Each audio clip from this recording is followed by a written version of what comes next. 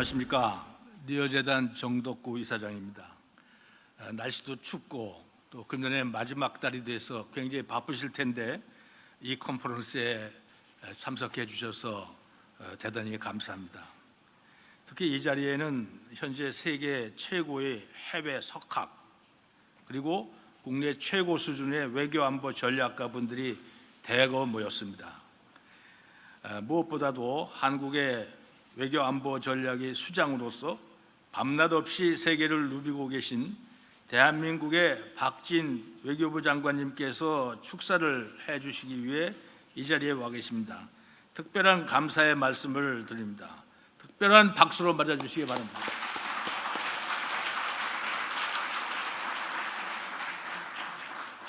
오늘 국제 컨퍼런스의 주제를 보시면 QUO VADIT MUNDUS Competing for Order in a Fragmenting World, 즉 세계는 지금 어디로 가고 있는가? 파편화된 세계 속 질서를 위한 경쟁입니다. 이것은 매우 큰 주제입니다. 그러나 깊은 고뇌를 함축하고 있는 주제이기도 하며 현재 나타나고 있는 국제적인 현상을 가장 잘 표현하고 있는 그런 주제라고 생각합니다. 저희 니어재단은 지난 1년 동안 이 과제를 놓고 깊이 고뇌하면서 새길을 찾아 탐색에 나섰습니다. 저는 오늘 이 자리에서 그 결과물인 여러분들이 이미 갖고 계신 세계 질서에 관한 2023년 니어 글로벌 서베이 레포트를 전 세계인 앞에서 펴내게 된 것을 매우 기쁘게 생각합니다. 비록 완전한 새길을 찾지는 못했을지라도 새길을 찾기 위해 필요한 지도를 그리는 데까지는 성공했다고 생각합니다. 이 보고서는 세계가 지속적으로 분쟁과 갈등을 겪고 있으며 이를 해소할 국제 리더십이 약화되고 있다는 점을 주목하고 있습니다. 그리고 그 현상을 분석하며 그 원인을 규명하고 그 대안을 모색하는 그 모든 과정, 고뇌의 과정을 담고 있습니다. 지금 지구촌 전체는 마치 나침반 없이 항해하는 배와 같고 그 선장의 리더십이 그리고 역량이 크게 약화된 배와 같이 위험한 항해를 계속하고 있다고 생각합니다. 강국들은 세계 평화 유지와 번영을 위한 공공재의 공급보다는 서로 상대의 약점을 집중 공격하다가 지쳐가고 있는 상황이 아닌가 이렇게 생각합니다. 지금 세계가 복고주의 열풍에 휩싸이고 국가 리더의 개인 성향도 세계 안보 리스크의 큰 요인이 되고 있습니다. 러시아의 푸틴 대통령은 고르바초프 이전으로 돌아가기를 원하는 듯하고 중국의 시진핑 주석은 아편전쟁 이전으로 돌아가려는 의도를 내보이고 있습니다. 미국은 현직 대통령과 유력한 차기 대통령 후보의 세계관이 극명하게 대조되는 상황에 있습니다. 이 보고서는 이러한 갈등과 충돌 요인들이 수렴될 수 있는 새로운 협력의 장을 다시 찾아야 한다는 절박하고도 준엄한 제언을 담고 있습니다. 저는 오늘 이 보고서가 갖는 특별한 의미에 관해서 말씀드리고자 합니다. 첫 번째 의미는 동북아시아의 작은 반도 그의 남쪽에 있는 한국이 이 보고서를 냈다는 것입니다. 한국은 세계에서 가장 호전적이고 불가측한 북한과 최근접한 나라입니다. 그리고 이 보고서는 바로 그 위기의 진앙지에서 작성되었고 가장 현실에 접근할 수 있는 절박감을 표현한 보고서입니다. 한국과 한국 국민들은 오랫동안 한반도의 패권을 놓고 경쟁하는 강대국들과의 근접성 때문에 깊은 피해의식에 사로잡혀 있습니다. 그리고 이 과정에서 국가의 운명이 때로는 강대국끼리 합의하는 국제 질서의 종속 변수로 전락해왔다는 자탄에 빠진 적도 있습니다. 그러나 이제 대한민국은 약소국가에서 세계의 대표적인 중견국가로 성장했으며 그 운명을 스스로 재단하고 경작해야 할 위치에 있습니다. 그리고 범세계적 안보 경제 지형에 대한 인식을 공유하며 그 대응 방안을 세계 강국들과 함께 협의하고 논의하는 단계에 있습니다. 더욱이 한반도의 안보 문제는 더 이상 동북아시아 문제에 머물러 있지 않고 인도 태평양, 글로벌 커뮤니티의 안보 역학관계와 불가분의 관계를 갖고 있는 것이 오늘날의 안보 환경입니다. 최근 동북아시아의 역학구도는 4개의 서로 다른 삼각형이 함께 복잡하게 얽혀 서로 배척하기도 하고 협력하기도 하면서 다양한 상황을 연출해내고 있습니다. 첫 번째 삼각구도는 한미일 안보 협력 구도로서 금년 8월 캠프 데이비드 선언으로 구체화되었습니다. 두 번째 삼각구도는 한중일 경제협력구도로서 동북아시아 3국의 협력체입니다. 세 번째 삼각구도는 한국, 미국, 중국 3국 사이에서 발생되는 복잡하고 충돌적이며 상호 의존적인 복잡한 역학구도입니다. 마지막으로 북한, 러시아, 중국 3국 간의 느슨하고 미약하나 엄연히 존재하는 역학구도입니다. 이렇게 4개의 삼각구도가 얽혀 있어 어느 한 나라가 쉽게 전체를 리드하기 어려운 상황입니다. 그리고 이러한 다양한 삼각구도의 연장선상에서 남중국해, 타이완 컨틴전시, 심지어 우크라이나 전쟁, 중동 분쟁이 함께 닿아 있는 것입니다. 자세히 보면 한국은 이 복잡계적 역학구도의 종속 변수에서 벗어나 상수의 위치로 변화하는 초기 단계에 있지 않나 이렇게 생각합니다. 따라서 한국의 전략가들은 한국 이슈에만 치중하는 시각이 아니라 글로벌한 시각에서 그리고 동북아시아의 시계를 넘어서 글로벌 안보 환경을 시계로 해서 새로운 지도를 그리고 전략을 구상해야 할 시대적 소명을 갖고 있습니다. 두 번째 의미는 이 보고서가 어느 한 나라의 문제나 특정 지역의 이슈와 현상에 치우치지 않고 특정 국가의 전략 프레임에도 경도되지 않도록 노력하고 있다는 점입니다. 이를 위해 광범위한 지역의 다양한 전문가들의 솔직한 의견을 모아서 분석, 정리했다는 점이 특징입니다. 그 이유는 지금 세계 리더십 전체가 흔들리고 원인과 증상이 복잡하게 얽혀 있고 하나의 답이 세계를 구할 수 있다는 확신도 없는 상황이기 때문입니다. 세 번째 의미는 이 보고서는 국제사회의 검증 과정을 철저히 거쳐 마련되고 있다는 점입니다. 이 보고서의 작성에는 다양한 지역의 40여 명의 세계적 외교안보 전문가들이 참여했고 국내에서는 충분한 논의와 검증 과정을 거쳤으며 국제사회 전문가들도 논의에 적극 참여했습니다. 이제 마지막으로 이 자리에 오신 5분의 대석학들께서 오늘 세미나 과정에서 많은 비평과 공감을 해주실 것으로 믿습니다. 마지막으로 오늘 저희 컨퍼런스에 참석하신 석학, 외교안보 전략가 여러분들을 간략히 소개하겠습니다. 먼저 미국 외교협회 CFR을 20년간 이끌어 오신 대석학 리차드 하스 박사님을 소개합니다.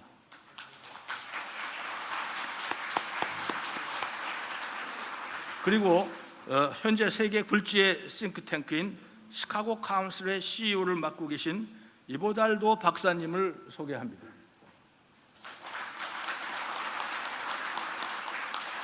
또한 싱가포르 외교 차관을 역임하시고 지금 세계 논단에서 맹활약을 하고 계신 빌라하리 카우시칸 박사님을 소개합니다.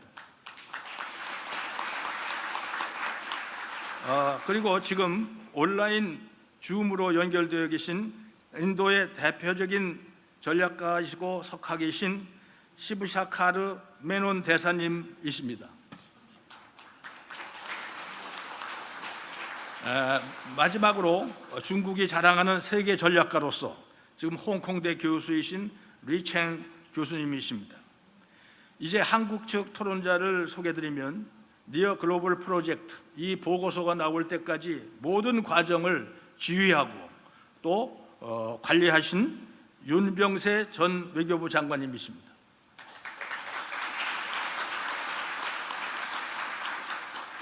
그 외교부 차관을 역임하시고 몇 달 전까지 윤석열 정부의 초대 안보실장을 역임하신 김성한 현 고려대 교수이십니다.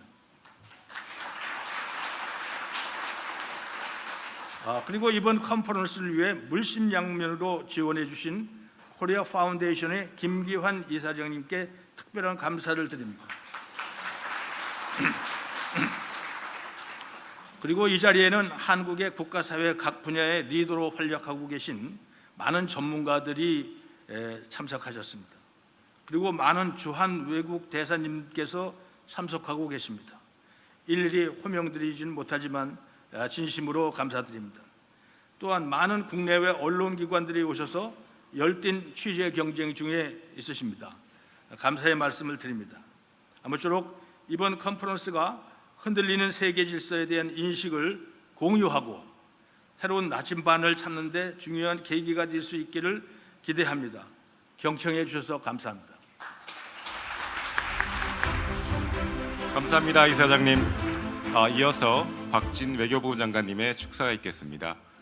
잠시 안내해 드리자면은 이 회의는 동식 통역이 제공되니 채널 1은 영한, 그리고 채널 2는 한영이니 그거를 감안해 주시기 바랍니다. This conference provides interpretation service. Channel 1 is for Korean, Channel 2 is for English. 장관님께서 이제 축사하시겠습니다. 감사합니다.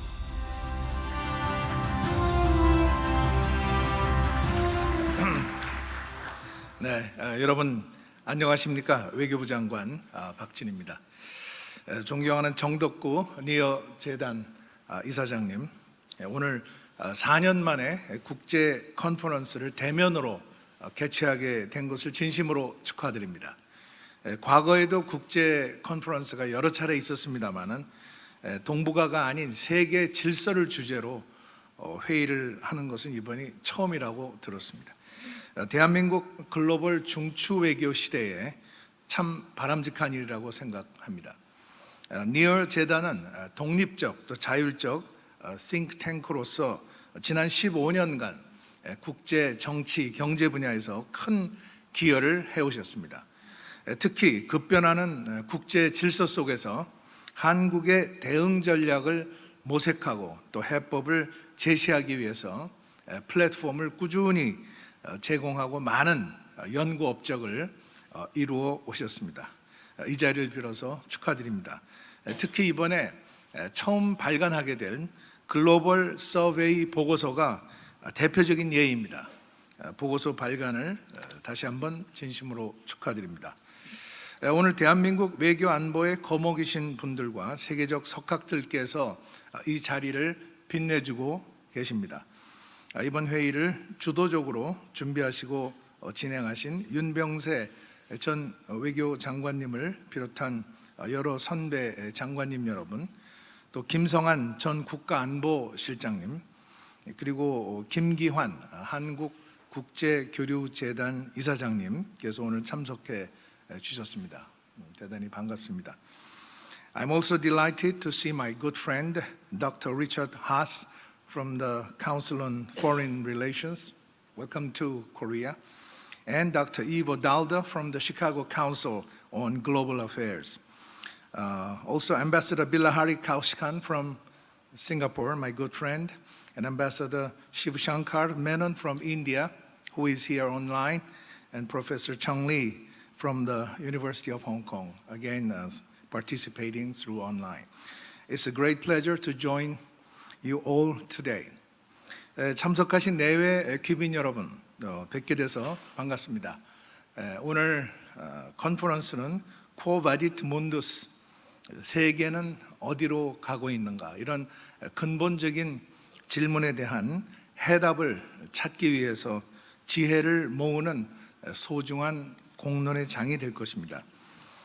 이 자리에 계신 석학들께서 그동안에 국제사회가 처한 복합 위기에 대해서 통찰력 있는 진단과 해법을 제시해 오셨습니다. 또 잠시 후에도 말씀을 주실 것으로 기대합니다. 하스 박사님은 작년에 Foreign Affairs지의 글을 통해서 세계가 처한 현 상황을 다음과 같이 묘사했습니다.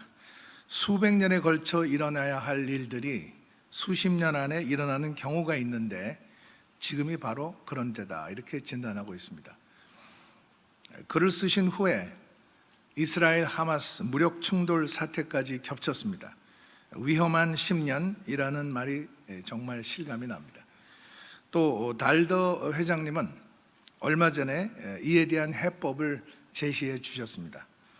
규범 기반의 국제 질서를 살리기 위한 마지막 희망은 G7 확대라는 처방을 냈습니다.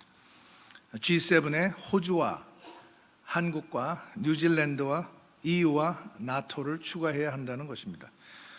또 카우시칸 싱가포르 전 차관님은 복합적 상호 의존 상황 속에서 벌어지는 미중 경쟁의 시대에 각국의 스테이트 크래프트, 즉 국가 운영은 이분법적인 결정보다는 신중한 판단을 중시해야 한다고 강조했습니다. 인도의 메논 전 안보보좌관님, 그리고 중국의 청리 교수님께서도 인도와 중국의 외교 정책과 전략에 대해서 통찰력 있고 의미심장한 견해를 제시했습니다. 내외 귀빈 여러분, 세계는 지금 복합 위기 시대에 지정학적, 또 지경학적, 그리고 지기학적인 도전에 직면하고 있습니다. 한국은 그러한 경쟁의 소용돌이의 한가운데 있습니다. 지정학적으로 보면 북한의 핵 미사일 위협과 미중 경쟁은 물론이고 유럽에서 벌어지는 우크라이나 전쟁도, 또 그리고 러북 간의 군사 협력을 통해서 한반도에 영향을 주고 있습니다. 러시아와 북한 간의 밀착 행보로 유럽과 인태 지역의 안보가 긴밀히 연결되고 있습니다. 대한민국의 평화와 안보는 실존적으로 위협받고 있습니다. 그와 함께 대한민국의 국제적인 역할과 위상은 더욱 중요해지고 있습니다. 스톡홀름 국제평화연구소에 따르면 2018년에서 2022년까지 사이에 대한민국의 방산 수출 증가율은 74%로 전 세계에서 압도적인 1위를 차지한 것으로 집계되고 있습니다. 2위, 3위는 이탈리아와 프랑스로서 40%대입니다.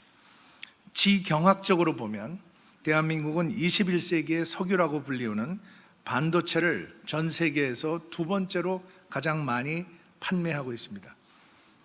파이낸셜 타임즈지에 따르면 미국이 IRA와 반도체 과학법을 시행한 후에 해외 기업의 대미 투자 건수 기준으로 한국이 유럽을 제치고 1위를 차지하였습니다. 동시에 한국은 중국에도 많은 직접 투자를 한 나라 중에 하나이기도 합니다.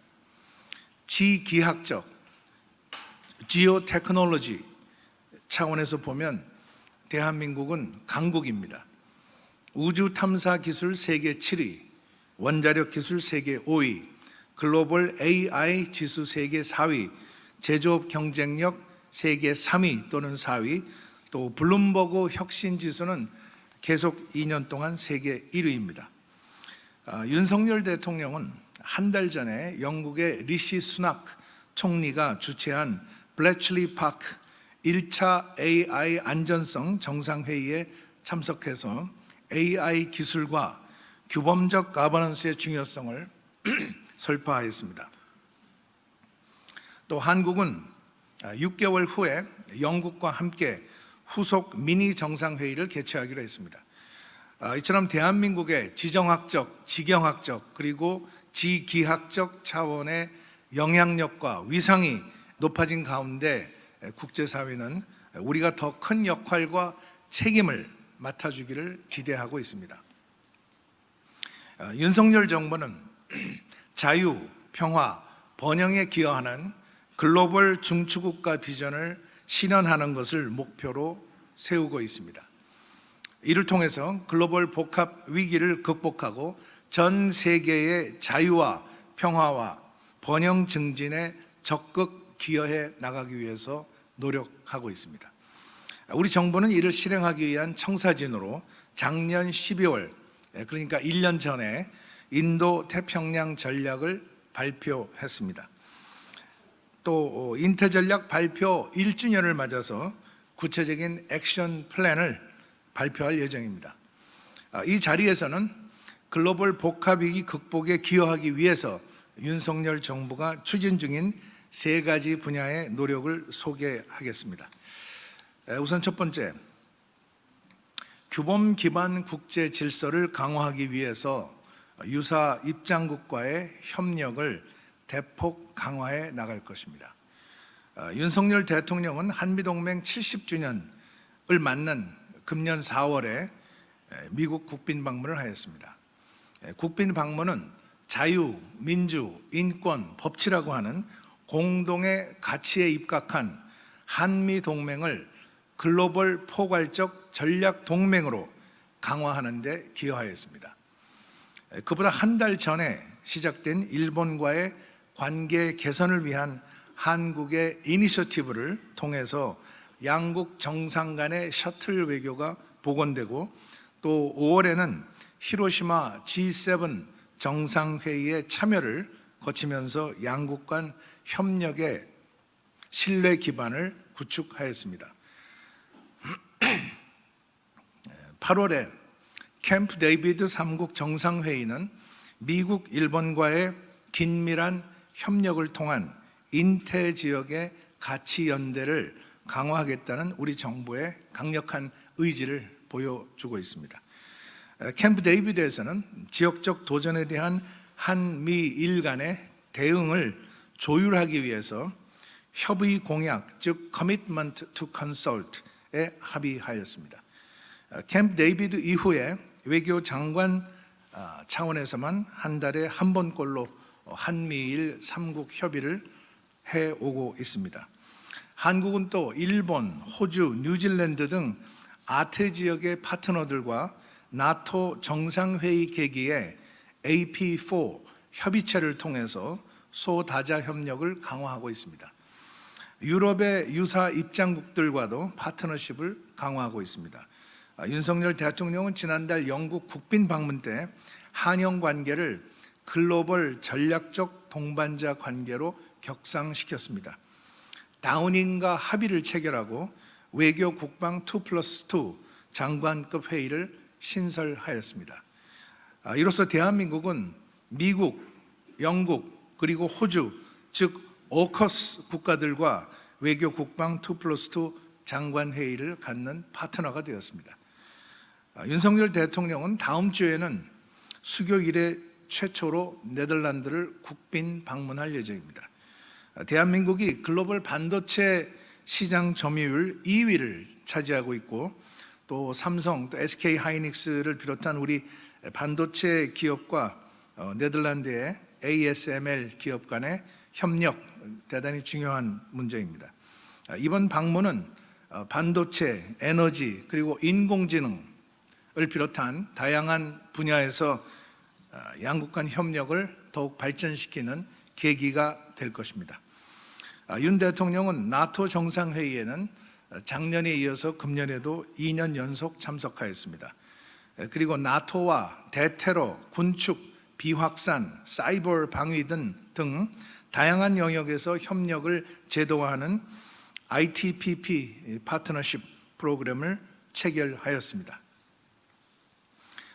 G7 국가들과는 히로시마 G7 정상회의에 참석해서 글로벌 탈탄소, 무탄소 전환에 능동적으로 대응하는 데 공조하기로 했습니다. 내년부터 우리가 UN 안보리의 비상임 이사국으로 활동하는 것은 이런 노력에 힘을 더해 줄 것입니다. 싱가포르와는 디지털 파트너십 합의를 통해서 디지털 전환 시대에 디지털 무역의 확대를 위한 규범 형성에 적극 나서고 있습니다. 대한민국은 민주주의를 지키고 허위 정보를 막기 위한 국제 공조 과정에서도 주도적인 역할을 할 것입니다.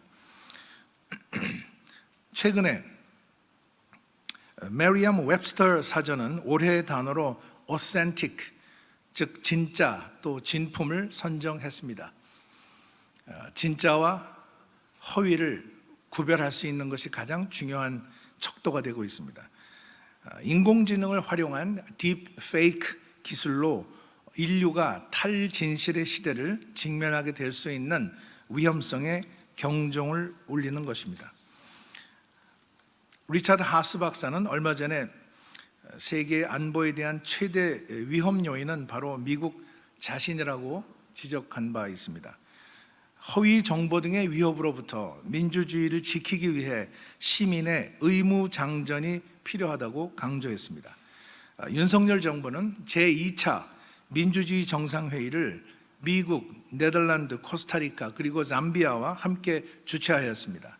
내년에는 제3차 정상회의를 한국에서 개최할 것입니다.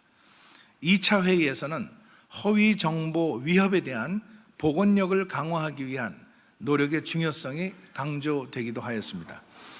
또 해외 정보 조작 대응에 협력하기 위해서 우리 외교부와 미 국무부는 지난 금요일에 관련 MOU를 체결하였습니다. 대한민국은 또 네덜란드와 함께 AI의 군사적 이용이 책임있게 인도주의법에 부합하는 방향으로 이루어지도록 Re-aim 서밋 주최를 통해서 리더십을 발휘하고 있습니다. 두 번째는 전 세계적인 경제 안보 우위 경쟁이 치열하게 진행되고 있는 상황에서 윤석열 정부는 주요 파트너들과 경제 안보와 첨단 과학기술 분야에서 전략적인 협의를 강화하고 있습니다. 미국과는 국가안보실 간의 경제 안보 대화, 또 국가안보실장과 안보보좌관 간의 차세대 핵심 신흥기술 대화를 통해서 반도체, 퀀텀, 바이오, 디지털 등 첨단 분야의 기술 협력을 강화해 나갈 것입니다. 한미 동맹이 안보 동맹에서 한미 자유무역 협정을 바탕으로 한 경제 동맹, 그리고 이제는 기술 동맹의 차원으로 진화하고 있습니다. 또 지난달 초에는 미국과 최초로 한미 우주 포럼을 저희 외교부와 미 국무부가 개최하였습니다. 이를 통해서 협력의 지평을 우주로 확대하고 있습니다. 일본과는 한일 경제 안보 대화, 그리고 한미일 3국 간의 경제 안보 대화도 활발히 운영하고 있습니다. 캐나다와는 5월에 양국 최초의 외교 산업 2+2 장관급 경제 안보 대화를 가졌습니다. 지역 차원에서는 지난달 APEC 샌프란시스코 APEC 정상회의에서 인도 태평양 경제 프레임워크 IPEF의 4개 필라 중에서 공급망, 청정경제, 공정경제 등 3개의 필라를 타결하는 데 적극 기여하였습니다. 핵심 광물이 풍부한 베트남, 몽골, 캐나다 등과 공급망 안정을 위한 협력도 강화하고 한국과 미국과 몽골 간의 핵심 광물 3자 협의체도 출범시켰습니다. 세 번째는 글로벌 사우스와의 협력 적극 확대입니다.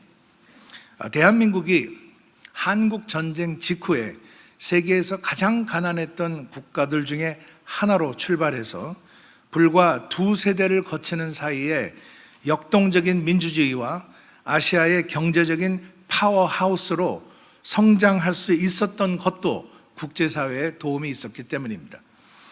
우리 정부는 내년에 12개 나라의 외교 공간을 추가 개설 또는 승격해서 제외 공간을 늘릴 예정입니다. 아프리카 또 카리브 그리고 태평양 도서국들과의 관계를 격상할 것입니다. 글로벌 사우스와의 외교적 협력 기반도 강화될 것입니다.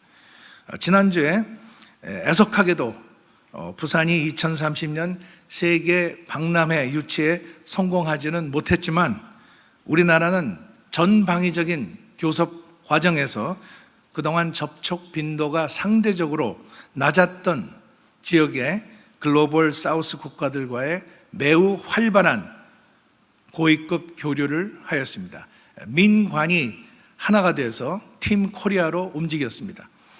공고해진 글로벌 사우스와 외교적 네트워크는 내년에 개최되는 최초의 한 아프리카 정상회의에도 소중한 밑거름이 될 것입니다. 윤석열 정부는 긴축 재정 속에서도 금년도 ODA 예산을 전년 대비 21.3% 확대하였습니다. 내년도에는 그보다 더 많은 40% 이상이 증가할 것입니다. 역대 최고 수준의 ODA로 확대될 것입니다. 중국과는 규범 기반 국제 질서를 강화하면서 상호 존중, 호혜, 그리고 공동 이익에 입각한 건강하고 성숙한 한중 관계를 발전시켜 나갈 것입니다. 얼마 전에는 우리 주도로 북한에서 한국, 중국, 일본 외교장관 회의를 4년 3개월 만에 열었습니다. 인적 교류, 보건, 또 고령화, 또 기후변화, 평화, 안보 등 다양한 영역에서 국민 체감형 협력 사업을 추진하기로 했습니다. 아세안과는 기존의 신남방 정책을 유지하고 격상한 한 아세안 연대 구상을 바탕으로 아세안과의 새로운 성장 동력 창출과 개발 격차 해소 등 다양한 분야에서 협력을 강화해 나가고 있습니다. 지난 9월에 인도와의 정상회담에서 양국 정상은 우리의 인도 태평양 전략과 인도의 인도 태평양 구상 간의 조화로운 협력의 기반을 확대하기 위해서 같이 노력해 나가기로 했습니다. 아시다시피 북한은 핵과 미사일 도발을 지속하고 있습니다. 또 2주 전에는 소위 군사 정찰 위성을 발사해서 한반도와 영내 평화 안정을 위협하고 있습니다. 우리는 담대한 구상을 통해서 북한이 비핵화의 길로 복귀하기를 원합니다. 또 북한의 핵 위협을 효과적으로 억제하기 위해서는 억제와 단념과 대화와 외교를 통한 접근으로 북한 비핵화를 위한 전략적 환경을 조성해 나갈 것입니다. 내외 귀빈 여러분, 국제사회의 변화가 자유, 민주, 인권, 법치 등 보편적인 가치에 유리한 방향으로 발전하도록 하기 위해서는 선진 민주주의 국가들의 역할이 강화되어야 합니다. 최근에 브릭스가 중동과 아프리카 국가들을 포함하여 총 11개 국가로 확대되고 있습니다. 지난 G20 정상회의에서 아프리카 연합이 G20 회원으로 가입했습니다. 글로벌 사우스의 목소리가 높아지고 있습니다. 이런 가운데 이보 달더 회장님이 강조하신 대로 규범에 기반한 국제 질서를 유지하기 위해서는 G7의 역할이 강화되어야 한다는 목소리가 설득력을 얻고 있습니다. 윤석열 정부는 출범 직후부터 G7 선진국들과 어깨를 나란히 하는 세계 8강 수준의 위상과 국력을 가진 국가로서 국제적인 역할과 책임을 확대해 왔습니다. 한국은 1인당 국민소득 3만 불 이상, 인구 5천만 명 이상인 3050 클럽의 7번째로 가입한 국가입니다. 지난 12월에 US News and World Report는 대한민국의 국력을 세계 6위로 평가한 바 있습니다. 그 기준은 군사력, 경제력, 혁신 능력, 경제 안보, 그리고 국가적 영향력, 이렇게 5가지 분야에서 지수를 종합해서 한국을 국력 6위로 평가를 했습니다. G7은 충실한 민주주의와 선진 경제를 달성한 한국과 또 호주 같은 나라들의 지원과 참여를 필요로 하고 있습니다. 대한민국은 글로벌 노스와 글로벌 사우스, 그리고 글로벌 이스트와 글로벌 웨스트 간의 가교 역할을 할 수 있는 최적의 위치에 있습니다. 대한민국의 글로벌 중추국가 비전, 즉 GPS 이니셔티브는 글로벌 노스와 사우스, 글로벌 웨스트와 이스트 사이에서 규범 기반 국제 질서의 수호와 확대라는 국제사회의 목표 달성에 소중한 자산이 될 것입니다. 오늘 파편화된 세계 속의 질서를 위한 경쟁에서 국제사회가 어디로 가야 하는가, 라는 근본적인 질문에 대한 논의를 위해서 대한민국의 GPS 외교가 참고가 되었으면 합니다. 다시 한번 정덕구 이사장님과 니어 재단의 그동안의 혁혁한 성과를 축하드립니다. 특히 윤병세 전 외교부 장관님의 정력적이고 창의적인 연구 프로젝트 활동에 경의를 표합니다. 경성해 주셔서 감사합니다. Thank you very much. 다시 한번 장관님의 통찰력 있는 말씀 감사드립니다. 이어서 이번 행사의 공동 주관이신 한국국제교류재단 김기한 이사장님 모시겠습니다. 큰 박수로 맞이해 주십시오.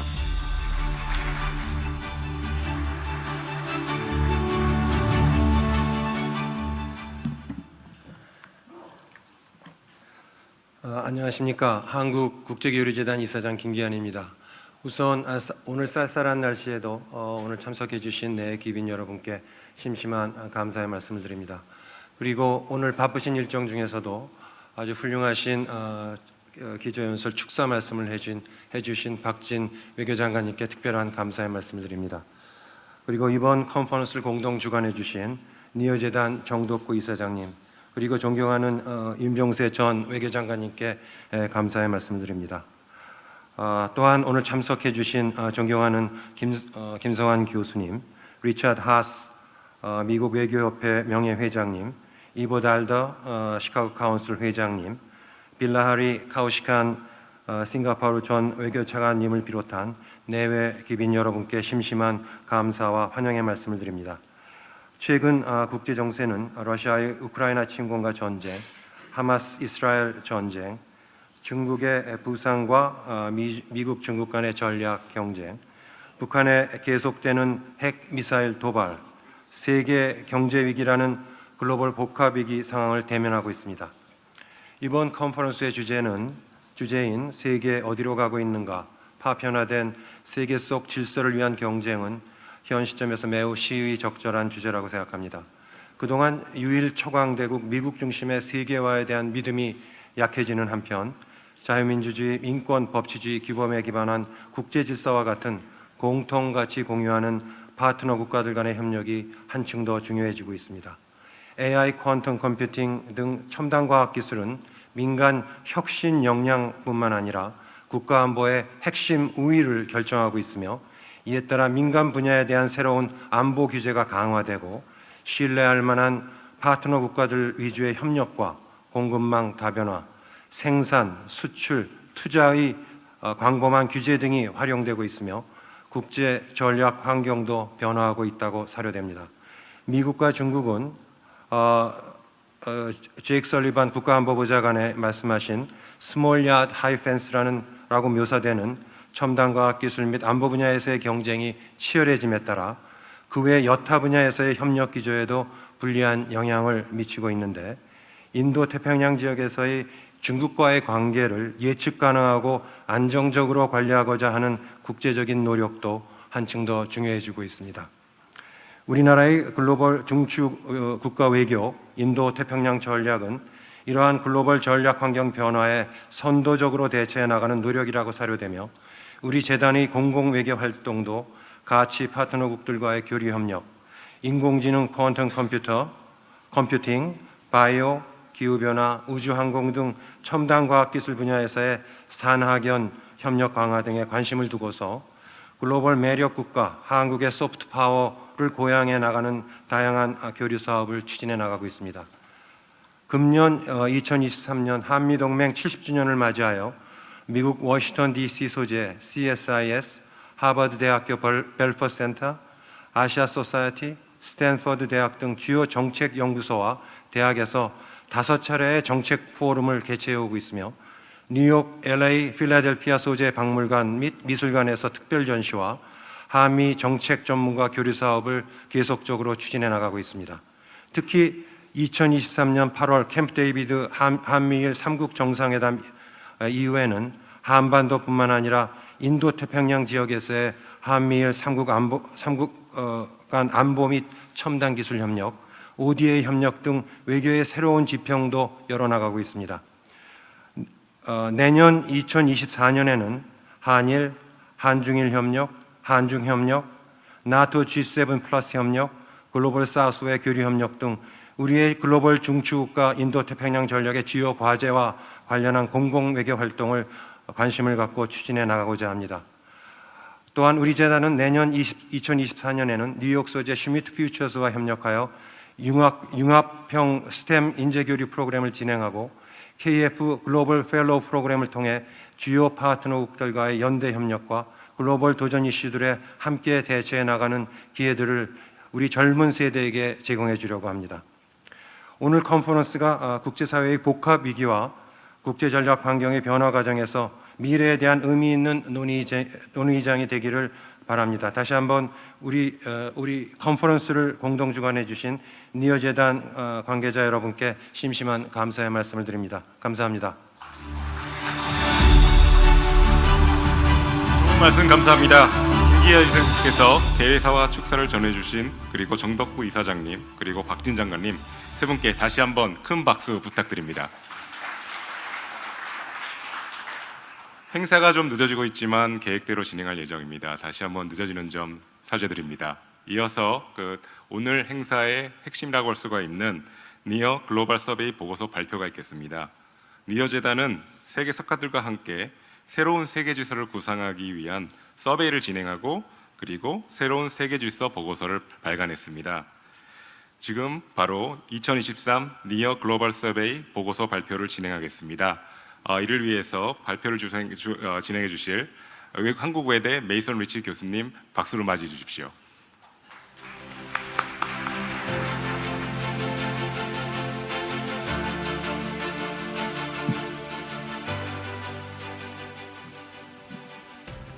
So, good morning, distinguished participants and distinguished guests.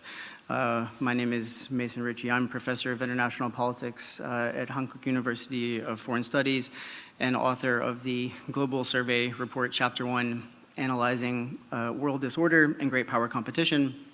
My job this morning is to briefly introduce the survey and some of the selected parts of this report and to provide some insight into their content and conclusions. The report is timely and it's motivated by a pressing need to understand the historical inflection point at which we find global politics, security, economics, and society, an inflection point with many facets presenting multiple simultaneous challenges. The transitions and transformations that are taking place today will have effects stretching out over many years, with the next decade being particularly crucial. Seeking a diverse perspective on the current situation, the NEAR Survey Global team commissioned a structured survey and interviews with more than 40 senior thought leaders, former officials, as well as world-class analysts and scholars from the United States, Europe, and the Indo-Asia Pacific. This data set served as the basis for an analytical report by 5 chapter authors, myself, Robert Kelly from Pusan National University, Peter Lee from the Azan Institute, Troy Stangerone from the Korea Economic Institute of America, and Ramon Pacheco Pardo from King's College London and the Brussels School of Governance. I encourage you to read the whole report, but in what follows, I will present some of the most important insights from the survey respondents, as well as a few analytical elements from the report itself.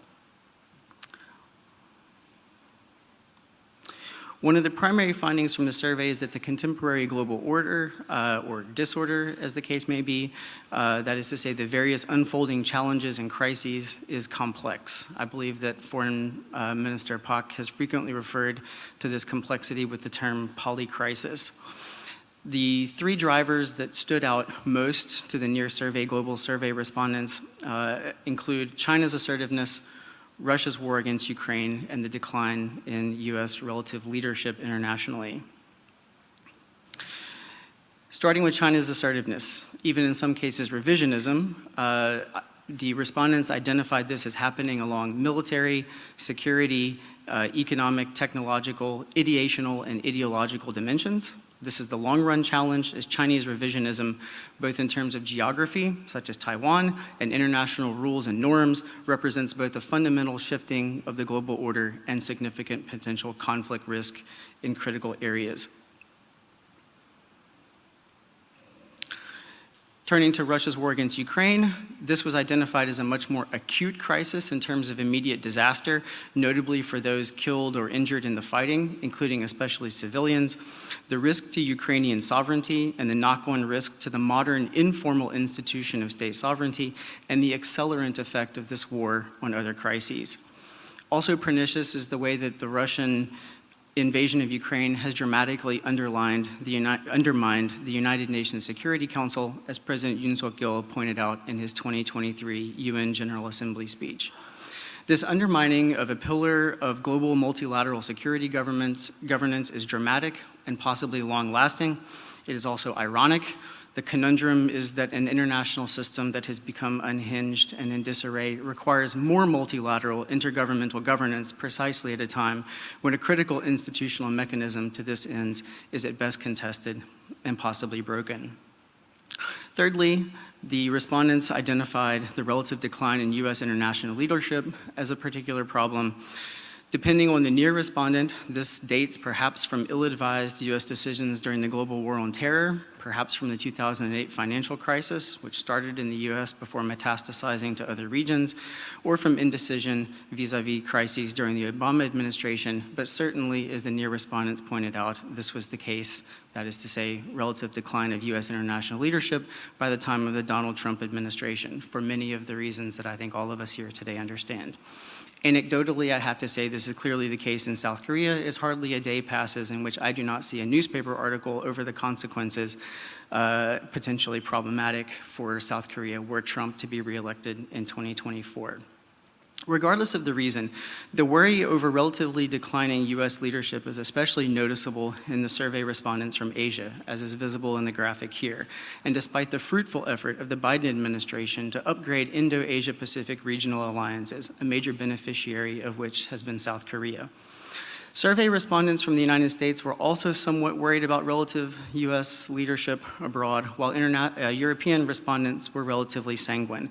This seems to indicate an appreciation of the efforts of the Biden administration to repair alliances in general and the relationship with NATO in particular, and to coordinate closely with Europe in supporting Ukraine in its self-defense. I would also be remiss, I think, if I did not note that South Korea has been an important contributor to this effort, supplying, albeit indirectly, more 155mm artillery shells to Ukraine than all of Europe combined. Despite identifying Beijing's assertiveness as a driver of disorder, survey respondents did not indicate that economic decoupling from China would be advisable or feasible. Respondents were in consensus that, to some degree, we're simply going to have to adapt to a world of economic interdependence in which that interdependence is weaponizable. This also reflects the current reality. Indeed, the concept of decoupling has slowly given way to de-risking and supply chain resilience. This is more realistic, of course, than decoupling, but there's still a cost to be paid, even in this more modest form of economic and technological securitization. One cost is measurable. Prices increase when supply chain robustness and securitization of economics, trade, and high technology are prioritized over economic efficiency. A second cost is conceptual. The securitization of economics, trade, and high technology, the so-called small yard with a high fence, feeds into US-China great power competition.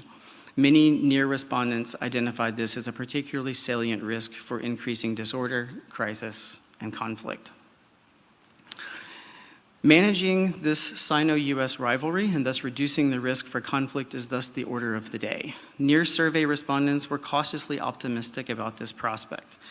The recent Biden-Xi summit in San Francisco would seem, at least for the moment, to support the near experts' judgment.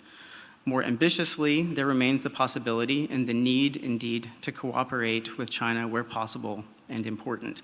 And here the near respondents identified several areas, including non-proliferation, trade, non-traditional security, such as global health and disaster relief, and climate change.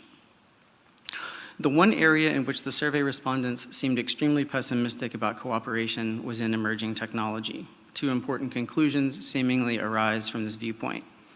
First, it will be important to keep guardrails in place regarding how US-China technology competition occurs so that semiconductors, autonomous systems, quantum computing, robotics, and cyber, as well as critical minerals and materials and artificial intelligence, do not become sources of conflict that spiral out of control. Second, states caught between the US and China in this regard, South Korea, Japan, Taiwan, the Netherlands, among others, will have to figure out how to navigate tricky and dynamic economic security terrain. The experts surveyed by the NEAR report were also asked to identify the most likely configuration of the international system going forward, with the clear consensus being multipolarity, further broken down into liberal and fragmented multipolarity. As one respondent from Singapore put it, we are not experiencing power transition so much as we are experiencing an order transition from the twilight of US unipolarity to the dawn of multipolarity. There you see the quote, in case you're interested. We in international relations and security have a pretty good idea of how it is that power transition takes place and what the effects of that are. We have less experience with what large wholesale order transitions imply. So this will be an interesting question going forward. Another interesting question going forward is that as the transition to multipolarity takes shape, we'll have to, of course, be aware of the question of, identified by the survey respondents, of how multipolarity will mesh with the still functioning elements in the current global multilateral framework. And here it is interesting to note that the renaissance of many-lateral arrangements, groups of 3 to 6 states cooperating on specific problems in a weakly institutionalized format, offers potentially interesting solutions for both global public goods provision and international order maintenance. Succeeding at problem solving and public goods provision is an important part of many-lateral order building, but of course, going beyond deliverables, many-lateralism is more than the sum of its parts, as norms are created and reinforced by networks of cooperating states. Middle powers, such as South Korea with its drive to be a global pivotal state, are uniquely placed to be able to take advantage of many-laterals and should do so. Insofar as middle powers disproportionately benefit from the rules-based order embodied in a now receding multilateral architecture, they should support many-laterals that fill gaps. Many-lateralism cannot replace inclusive multilaterals, which of course need revitalization, but it can certainly augment them. The way forward requires middle powers, of course, and would benefit from robust support from the rules-based order by states in the global south. But at the end of the day, the two major global powers, US and China, will have to find a modus vivendi for a reasonable global order to be preserved. This will be tricky, as both are learning on the job. The US, for the first time as a great power itself, is now confronted with a rival possessing the full spectrum of national power: diplomatic, intelligence, military, economic, financial, informational, and legal. For its part, China is, for the first time as a major power with truly global influence, in a situation in which the fundamental framework of its relations with other states is the Westphalian sovereignty of formal equality among states, rather than one of concentric tributary relations centered on Beijing, which was historically the case prior to the 19th century. Given the learning curve of these two major powers, finding this modus vivendi may take time, and it may be fraught with conflict. That is why the NEAR Foundation is calling for an Indo-Pacific charter, a grand vision, hopefully led by the US and its middle power allies, but including China. A vision like the Atlantic Charter of the 20th century that can reinforce regional, global peace and stability. Thank you very much. I wish you all a fruitful discussion. 네, 리치 교수님 다시 한번 감사의 말씀드립니다. 일단 안내 말씀이 잠깐 있겠습니다. 프로그램상 스케줄 변동이 있습니다. 예정되었던 쉬는 시간이 특별 패널 이후로 변경되었기 때문에 바로 특별 연설이 있겠습니다.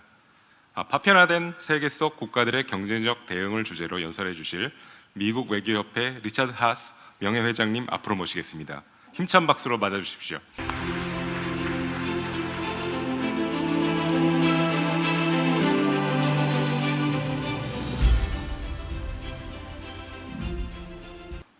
Well, good morning.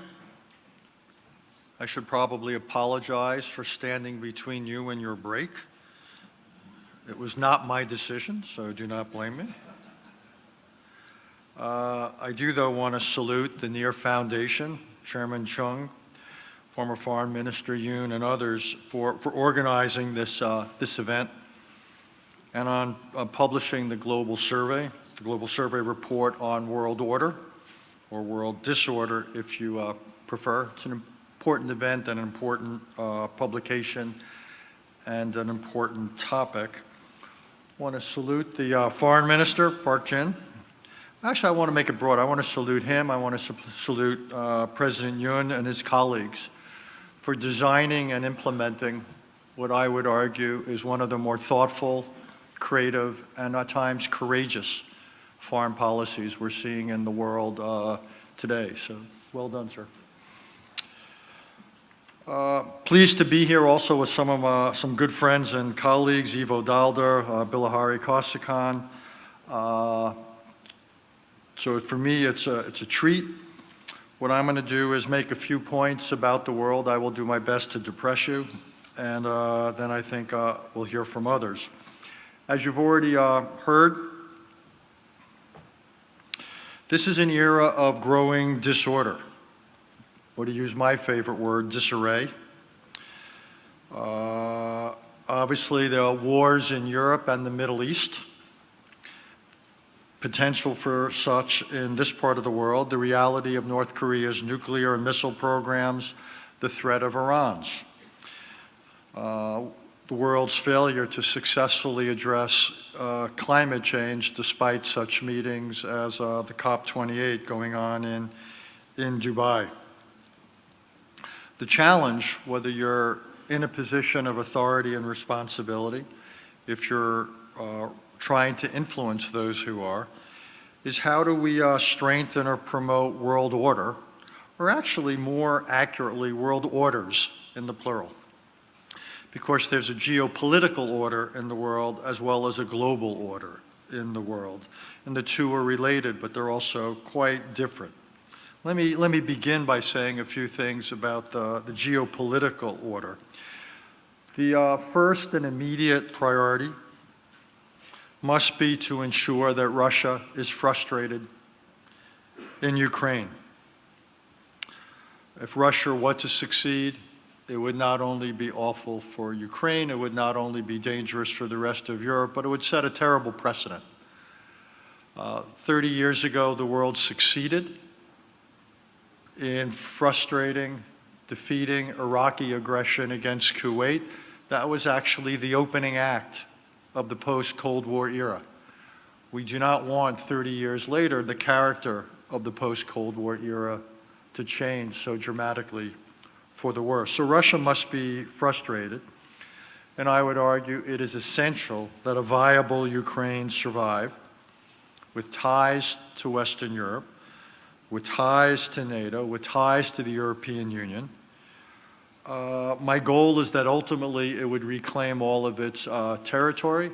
Again, that's important for the reinforcement of the norm that territory is not to be acquired by force. But I think, and I've written this controversially, I think, that as interim arrangements, Ukraine and its supporters in the West may need to accept some lesser outcomes without in any way giving up on our long-term goals. Secondly, the United States and China must try to build on the meeting in San Francisco,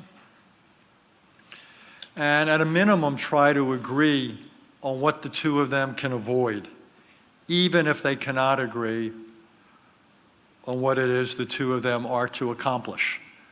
That may not sound like a lot, but history would have turned out a lot better if the major powers of their day could have succeeded in a consensus on what to avoid. And for the United States and China, to use President Biden's phrase, that to me is a realistic floor. If at some point we can get beyond that floor, even better. But at a minimum, it is essential for order that the United States and China, the two most powerful and influential states of this era, are able to agree on what they will avoid. Among other things, this means discouraging, dissuading, deterring China from using force to impose an outcome on Taiwan. As I have argued with my colleague Dec6, it argues for a shift to strategic clarity, that we would come to Taiwan's defense, all within a one China framework. And Taiwan, obviously having elections next month, the new government there must continue to exercise restraint and responsibility, among other things, avoiding any move in the direction of independence. Third, in the Middle East, we must prevent Iran from acquiring nuclear weapons. And I'd say actually beyond the Middle East, we must act to slow or stop the vertical and horizontal proliferation of nuclear weapons across the world. This means at some point the importance of resuming arms control negotiations with Russia. It also means at some point incorporating China into the arms control framework. In the case of North Korea, it is essential that it does not benefit in any way from the development of nuclear weapons and missiles capable of delivering them. More immediately in the Middle East, I believe that it is important that Hamas be defeated if one of the basic norms in the world is that territory is not to be acquired by force. A second, no less essential norm is that terrorism cannot succeed. And whatever else you think, what Hamas did on October 7th was the manifestation of terrorism, pure or impure and simple. That said, I believe that Israel has the not just obligation, but it would be in its own self-interest to use military force in a careful, measured way to distinguish between Hamas and the residents of Gaza, and ultimately not to simply pursue its objectives through the use of military force, no matter how carefully, but there needs to be a political track as well. That ultimately there must be, I believe, the goal set to create a Palestinian state, a separate Palestinian state that would coexist alongside Israel, willing to live in peace, and that steps and an agenda must be put into place to make that a reality.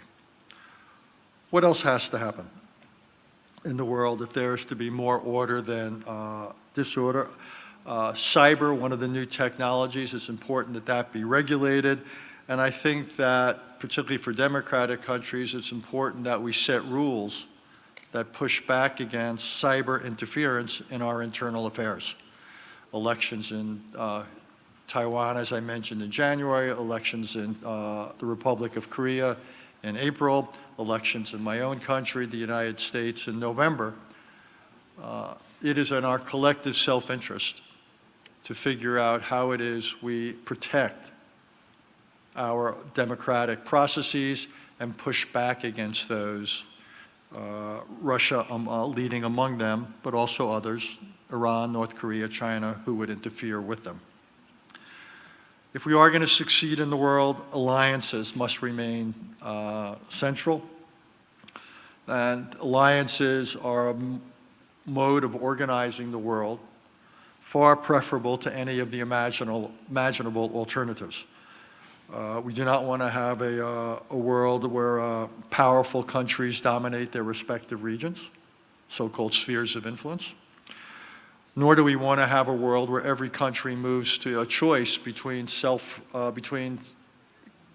essentially following the lead of a powerful neighbor or trying to become self-sufficient. That would be a recipe for war. It would also be a recipe for proliferation. So alliances, I would argue, have helped keep the peace for 3/4 of a century. They've probably been the single most important instrument in the arsenal against proliferation, and they remain relevant and central to the future. I mentioned before climate change, which still has the potential before this century is done to be the defining issue of international relations and international order. The world is losing the fight against climate change. We need to be realistic. The year about to end is the hottest year on record. We are already 80% of the way towards the 1.5 degrees Celsius goal, the limit that was set, and at the moment we are on a trajectory to go way beyond it with all sorts of horrific effects. I am not confident that the COP28 mechanism holds out much hope. I think if there is a chance to meet the climate challenge, it's not going to come from loss and damage funds, which I do not believe have a large role to play, but rather I'd put a much greater emphasis on the development of alternative technologies for the production of energy, and then putting into place arrangements for seeing that their production is scaled and they are made affordable to countries around the world. Indeed, I think there's a lesson here from COVID-19. At the end of the day, what got us through COVID-19 was not weak diplomacy, but it was the emergence of two technologies, mRNA vaccines and Zoom.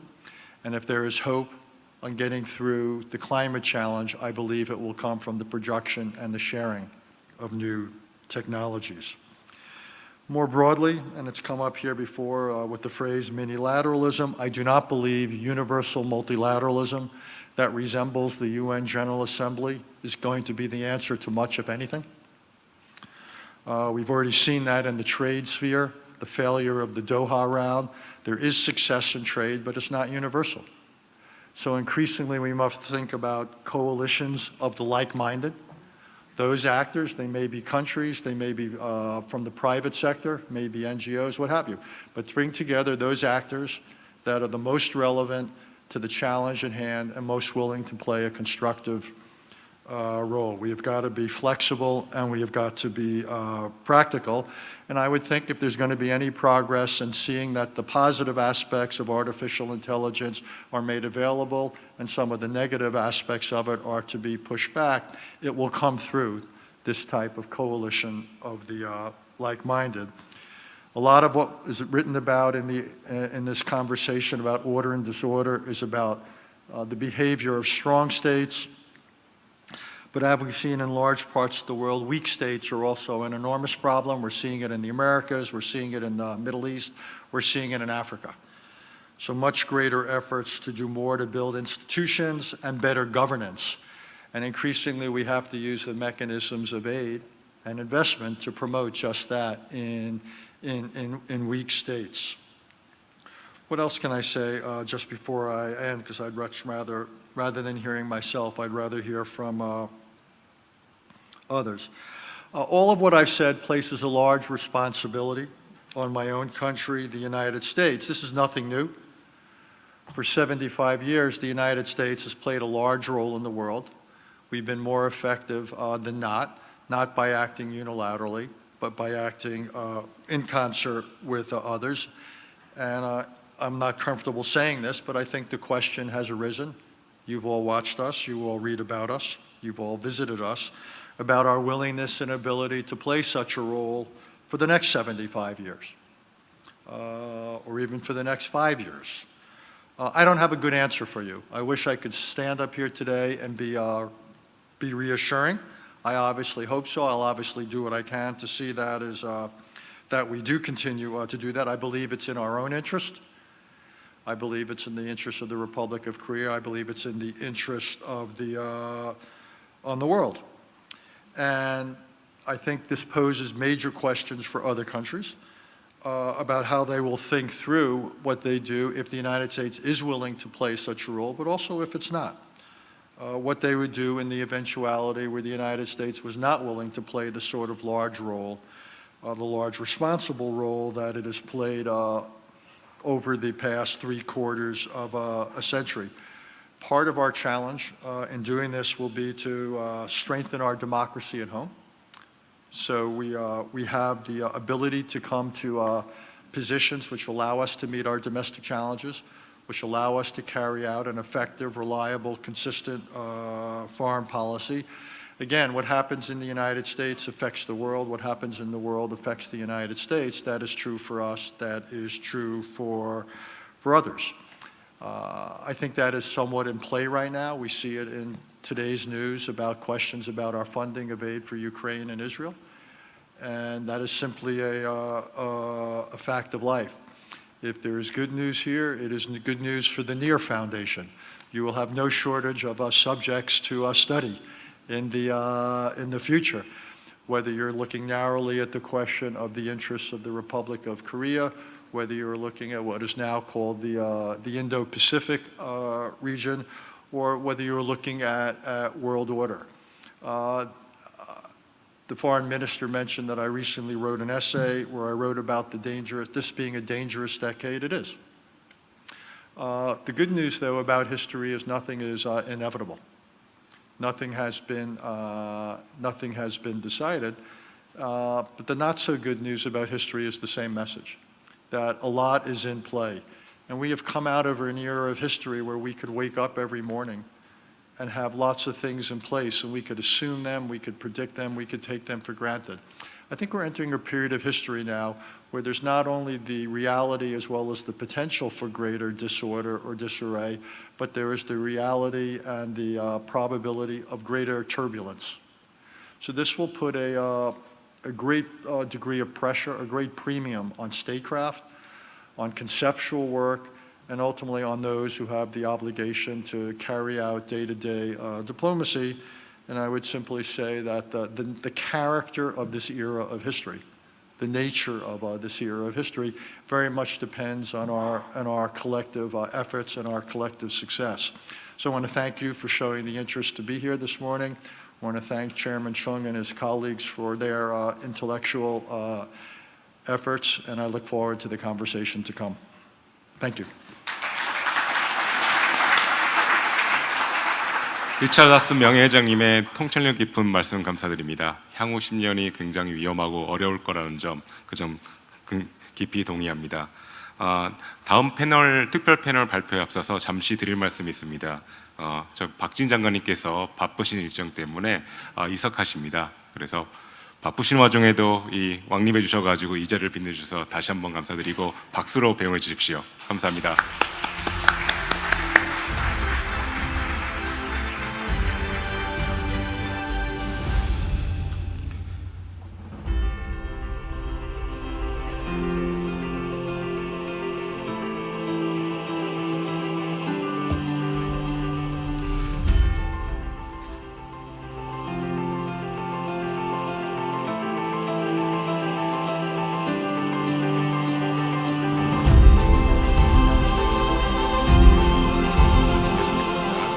먼저 전 싱가포르 외교부 빌라하리 카우시칸 차관님 단상으로 모시겠습니다. 박수로 맞이해 주십시오.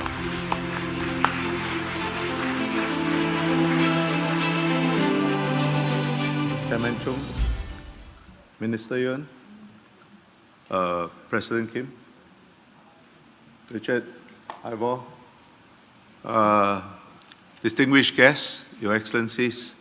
First of all, let me thank the NEAR Foundation for inviting me to this very important event.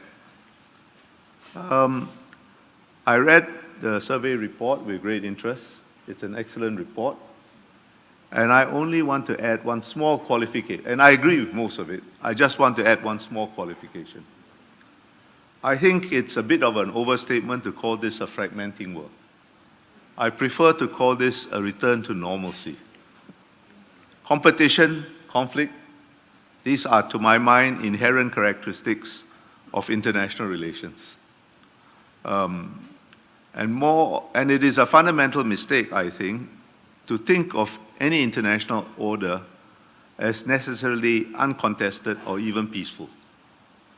For most of history, and certainly for the 40 years or so of the Cold War between the US and the former Soviet Union, it was the contest and the parameters of that contest that defined whatever order we had. And it was only a very short of an exceptional period of, say, 20 years or so, from 1989, let us say, when the Berlin Wall came down, to circa 2008, when the global financial crisis led to fairly widespread disillusionment, including among many Americans, with American-led globalization, that this fundamental reality of international relations, the inherent nature of competition and conflict, was masked by the overwhelming dominance of the United States. Well, that short period, that short and exceptional period, was extremely beneficial to all of us, right? But that does not make it any less exceptional or replicable. It's over. I think it's extremely dangerous to mistake the exceptional for the norm, as I'm afraid many in Europe have done and are paying the price right now. And I think it's futile to hanker over what cannot be replaced. I start with this point actually not as a message of gloom, but as a message of hope. Because all of us have navigated previous periods of competition and conflict, which in some ways were even worse than the present period, and not just navigated and survived, but prospered. All countries, even tiny countries like mine, and certainly middle powers like Korea, we have agency, no matter how dire the circumstances. Were it not so, I would not be standing here talking to you, because Singapore should not exist. I don't mean all that we are experiencing now, all that is contained in that very excellent survey report, fall into the historical norm of what the late Donald Rumsfeld called known unknowns. We've done it before, there's no a priori reason we can't do it again. This is not to say that nothing has changed. I think several things have changed in important ways. First of all, I think in the last 10 years, all of us have come to a much more balanced view of China. China is a geopolitical fact that cannot be ignored, but China is a country like any other. It has its strengths, it has its weaknesses, and it has some very serious structural weaknesses, both economic and political, that are now becoming evident. We'll still have to deal with China, that's not the point. And China is not about to collapse. But we'll deal with it, I think, in a more balanced way. Second, we are confronted with the fact of a different US. It's not just the prospect of Mr. Trump getting re-elected. I think after the end of the US-Soviet Union Cold War, the fact is that the US faces no existential threat anywhere in the world.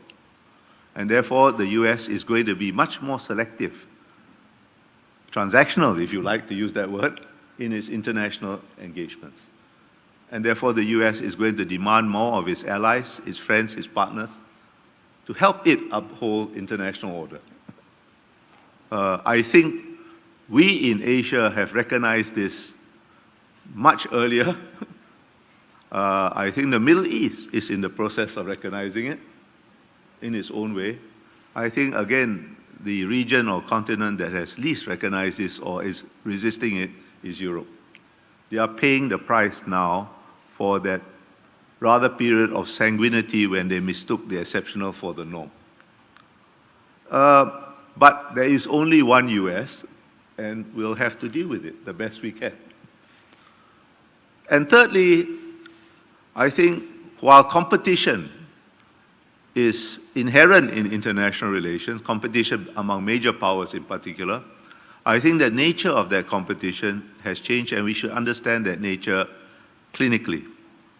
I do not like the phrase a new Cold War to describe US-China competition. I think it is a rather intellectually lazy phrase that misrepresents the nature of that competition in fundamental ways. The US and the Soviet Union led two entirely separate systems that were connected only peripherally. And in principle, if not always in practice, their competition was an existential one to see which system was the better way of organizing modern industrial society.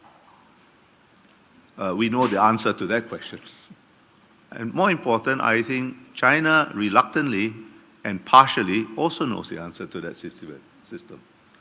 China and the US are both vital parts of a single global system of immense complexity, the complexity provided by supply chains of a density of a complexity never before seen in world history. And I find it very difficult, as we have heard previous speakers say, to think that this extremely complex system is going to bifurcate completely into two separate systems. There will be partial bifurcation in specific sectors, but not. So they will compete robustly, but they will compete within a system, and the dynamics of competition within a system are, I think, fundamentally different from competition between systems. For a start, it's not binary, it's complex. And in that complexity, I think there is more opportunity to exercise agency. Whether you're a big country or medium-sized country like Korea or a tiny city-state like my own. Right? Now, whether we have the wit to recognize the opportunity to exercise agency and the ability to seize those opportunities, those are different matters. But in principle, there is the opportunity. Put this all together, and what do you have? I think we are all confronted with two fundamental realities. I think there's a better understanding now that we have to deal with both the US and China, and we have to deal with both simultaneously as a necessary condition of dealing with either effectively. If there's no US, there is no balance, we will be dealing with China in an extremely asymmetrical environment that can only be detrimental to us. But frankly, without the US, without China, and that's our own experience in my country, there is the risk of US taking you and your interests for granted rises quite high. So you have to deal with both. But at the same time, I think all of us, particularly in Southeast Asia, are not without concerns about both the Chinese and the Americans and their behavior. I mean, the concerns are not the same, and they are not held with the same intensity, but they exist. So you put these two realities together, that we have to deal with both, but we have concerns about we have both. And I think what you are going to see is a new kind of international system or international order emerging. Early symptoms are already evident. This is an order I call dynamic multipolarity. It's very similar to what has already been mentioned, minilateralism. But I don't like that term minilateralism because it seems to me to have a rather static connotation. Well, what I envisage is a much more fluid system of rather eclectic coalitions forming, dissolving, and reforming around different issues along the central axis of US-China relations. The composition of these things will vary from issue to issue. Some may include both the US and China. Some may include one or the other, and some may include neither. But it's a very fluid system that does not displace existing alliances, existing forums, but forms an overlay over them. And you're going to have, at least in our part of the world, an architecture of multiple overlapping frameworks. It's going to be complicated, it's going to be messy, but this is a messy region. One final point, and actually Richard already made the point, I think it's a mistake to look at multilateralism as a panacea. It is one of the tools in the toolbox of statecraft and diplomacy. It is not always the most appropriate tool. And in any case, multilateralism must rest on a foundation of stability. And stability must in turn rest on a foundation of strong deterrence. And on that note, I will thank you for listening to me so patiently. Thank you. 차관님 말씀 감사드립니다. 역동적인 다자주의 마음에 새겨두겠습니다. 다음으로는 홍콩대 정치개혁과 교수님이신 리챙 교수님의 발표가 있겠습니다. 박수로 맞이해 주십시오.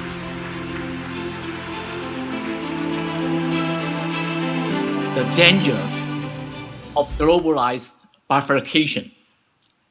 It is clearer today than ever before that the post-World War II international order has completely collapsed. It would be naive to believe that the ongoing Russian-Ukraine war and the Middle East conflict are the last wars to reshape the international order, or to think that this sort of bloody wars will be limited to continental Europe or the Middle East. This sort of ongoing horrific wars, on the one hand, and the glowing Washington's and also some other part of the world as well, rhetoric about the democracy versus authoritarianism on the other hand, will quicken the division of the world into two poles.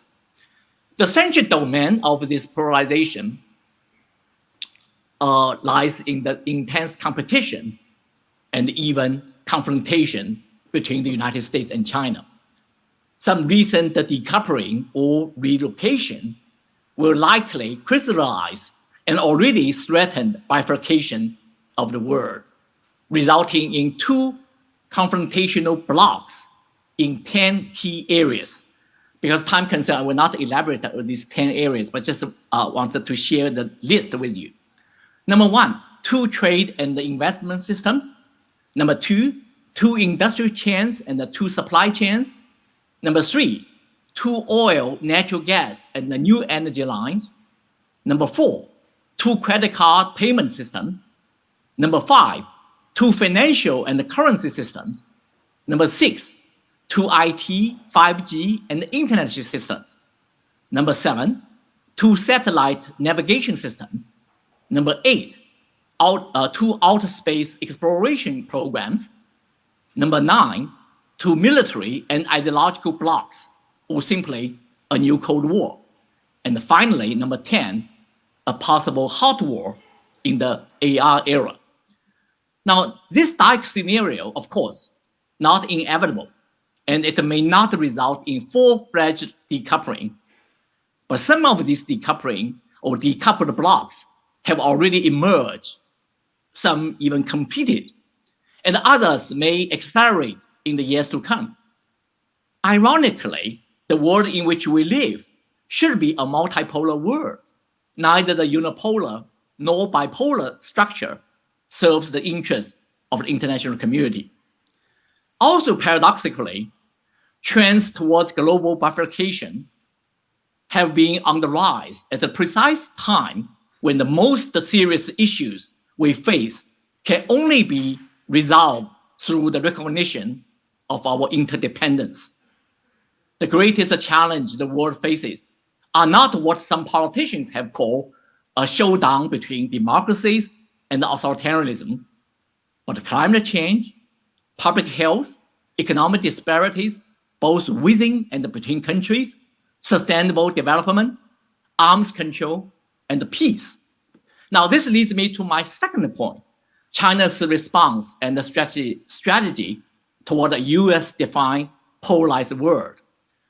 If we are following the Chinese leadership's rhetoric over the past decade, Beijing has always called for multilateralism, international cooperation, or what Xi Jinping called shared destiny of humanity.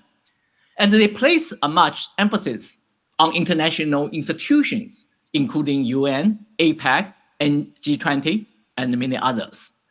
Now, I just attended two international conferences held in Guangzhou, in which President Xi Jinping, Vice President Han Zheng, and other senior leaders attended and gave speeches just the last few days, 4 or 5 days.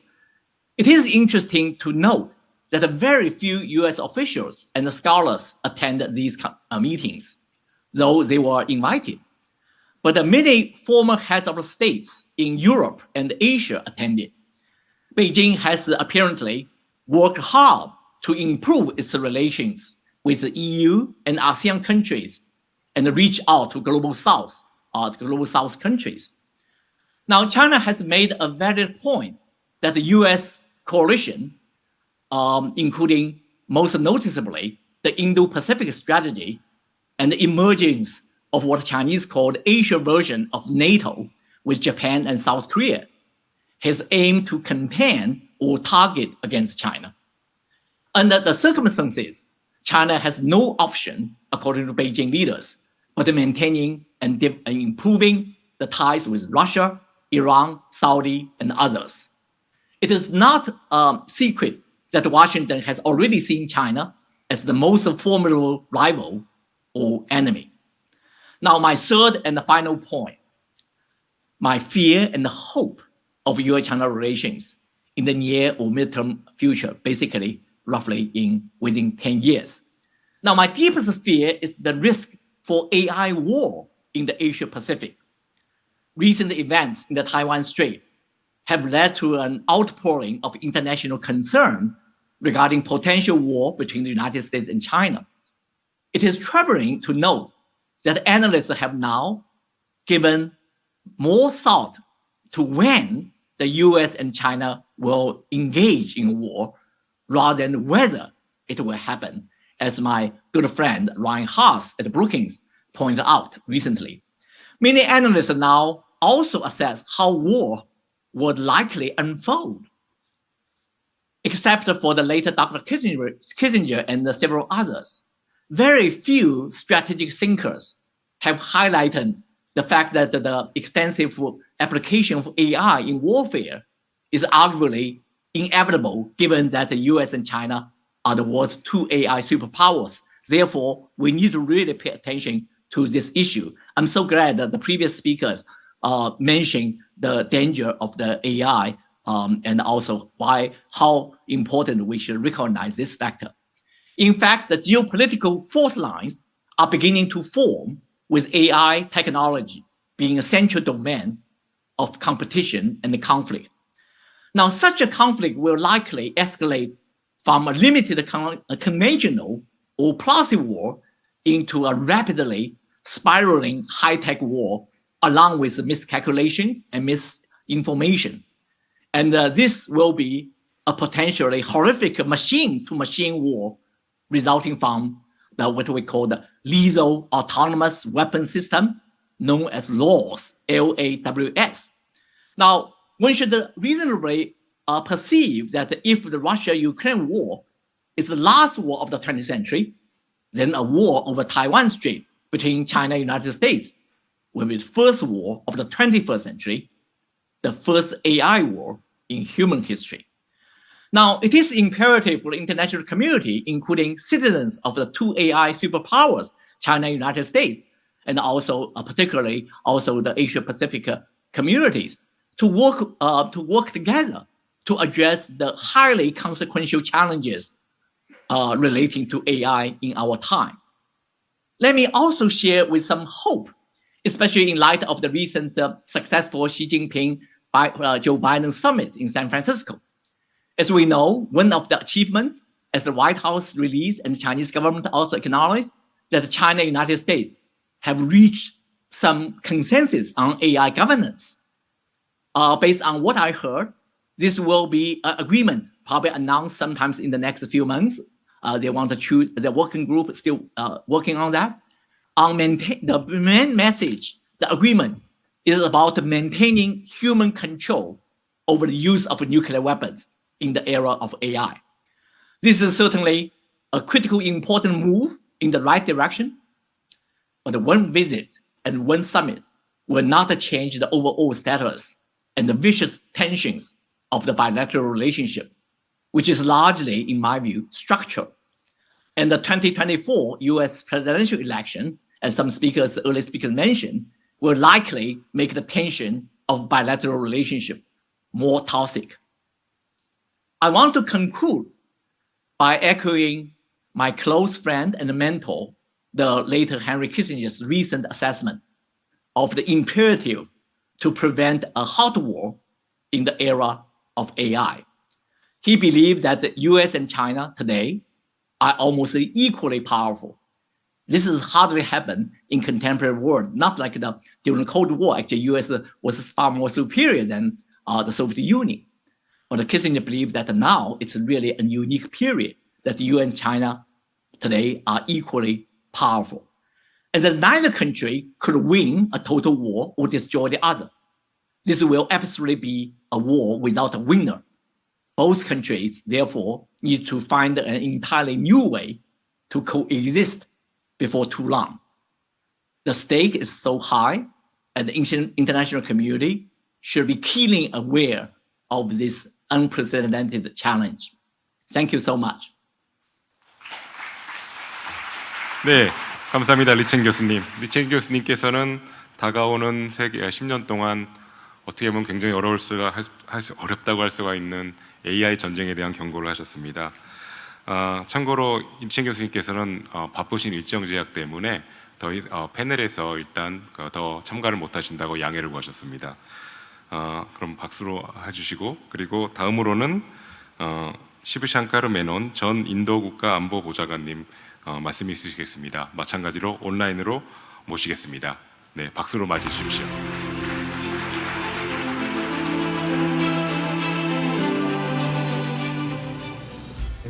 Thank you very much, Chairman Chung, Minister Yun, and President Kim. Thank you for asking me to speak at this very prestigious forum and with such distinguished company. I'd also like to congratulate the authors of the Global Survey report, which has laid out a broad range of issues that we need to consider when we look at our future. What I thought I'd do is, since I agree with much of what's been said before, is really to speak briefly on how I see the world as we find it today, on the responses to this situation, and on whether the peace on which our prosperity depends will continue to hold in maritime Asia. The way I would describe the world today, frankly, is as a world adrift between orders. But as Bilahari just reminded us, this is the normal state of the world in history. I mean, world orders are a historical anomaly. But what we have today is a unique situation in one sense. It may be fragmenting politically, but it's still globalized economically to an extent that it's never been before.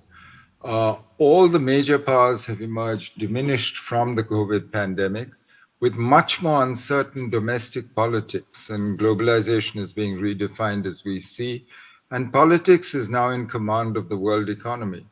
Indeed, frankly, domestic politics in China and the US could have as much or maybe even more influence on international affairs as their relationship with each other or the shifting international balance of power.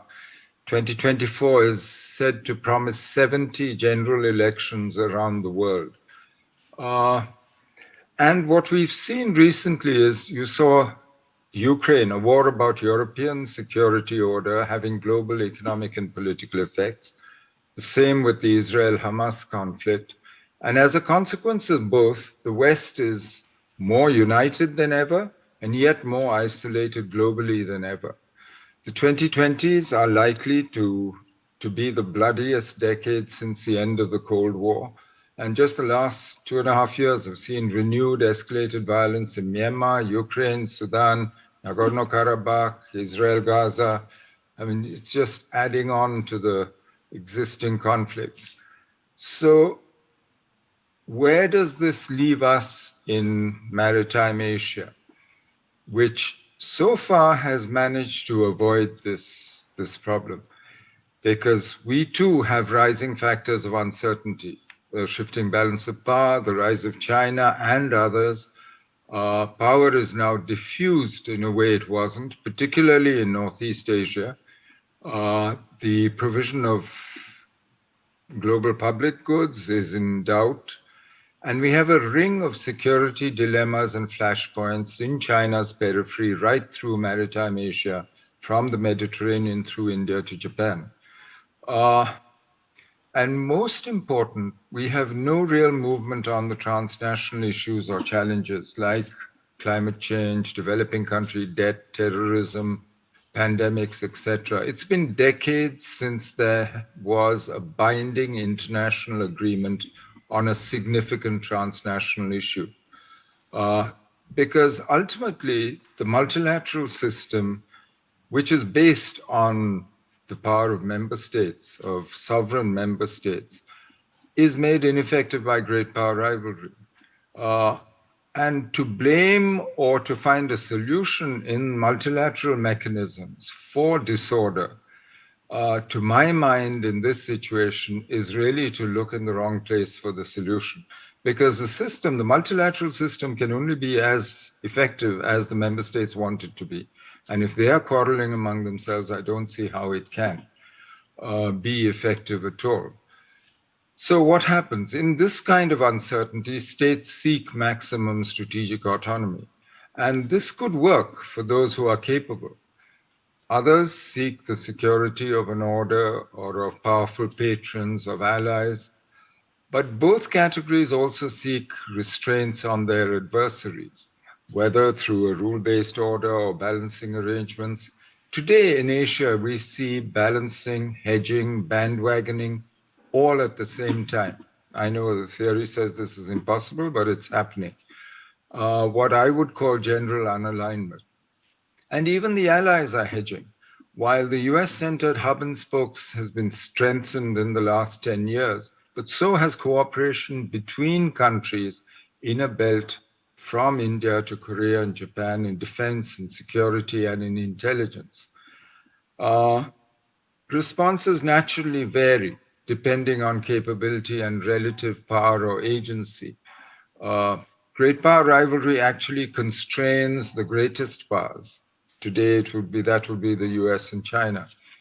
While a world between orders creates space and increases the agency of middle powers. And you can see this in Korea, in Saudi Arabia, in Israel's actions, in Iran and others, who are much more active in their regions. And there is, however, a loss of agency and therefore alienation among some of the weaker and smaller powers. And we can see this where the West, frankly, is losing the global South, especially after its reaction to Israel's retaliation against Hamas terrorism on October 7th. So will the Asian peace hold?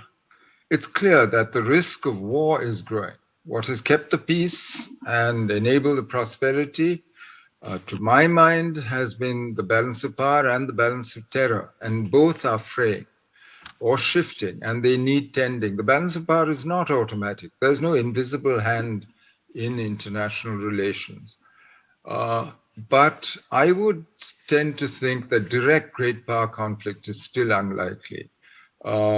Partly for the reasons that Bilahari mentioned. China and the US are members of one global system.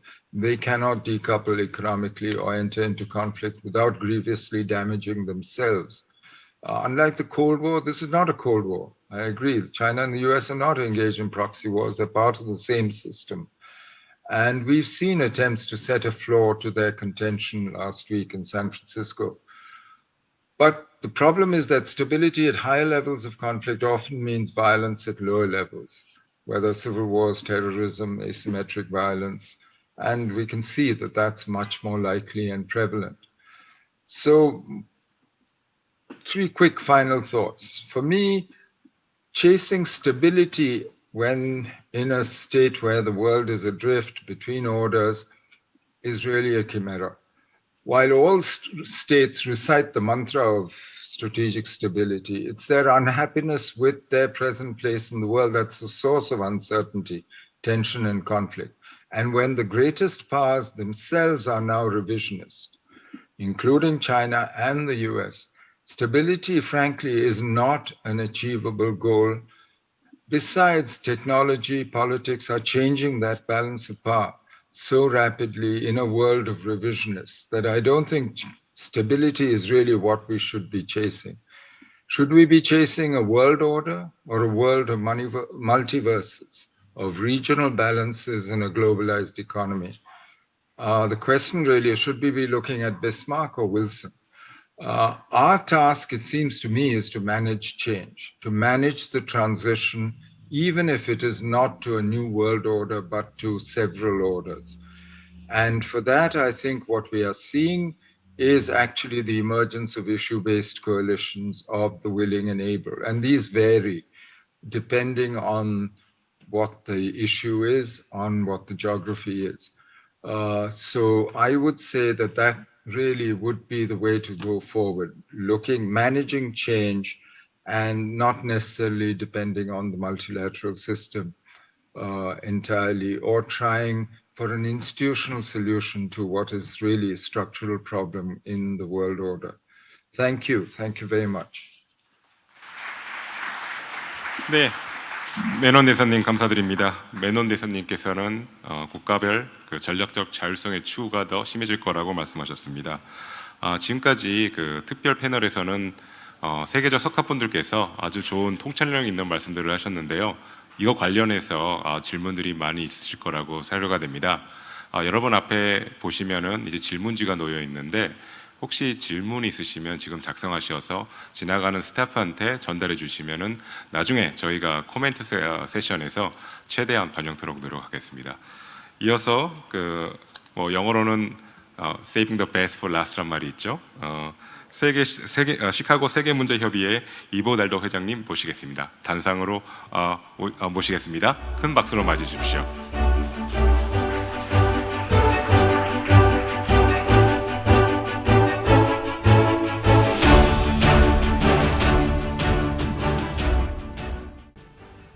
Well, thank you. I think one of the advantages or disadvantages of going last is that everything you wanted to say has already been said, but the good news is I haven't yet said it, so I will.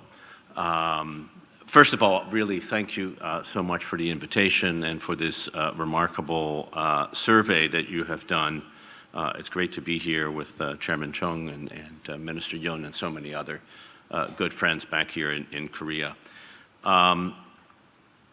Let me, rather than trying to sum up or in some ways try to let people know where I agree or disagree with four really excellent, and I would say five because Minister Park's remarks were also extremely important, excellent presentations. Let me take the survey's finding and see if I can both give you some really good news, something positive to think about, and then end with some potentially really bad news, but at least it's potential.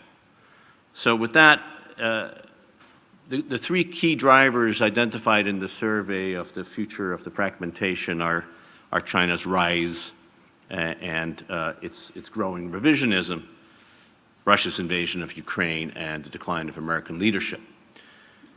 And I think the good news is that while those are trends that when the survey was done a few months ago might seem right, I think there is a way to modulate both of those, all three of those trends in a way that can reinforce, if not stability, at least a sense of order.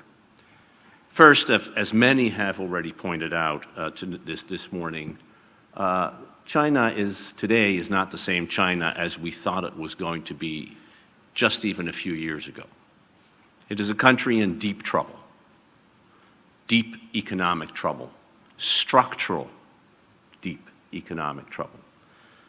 It is a country that has failed to consume enough, has relied for too long on borrowing an export-led economy when much of the world has emerged and become wary of being dependent or overly dependent on China.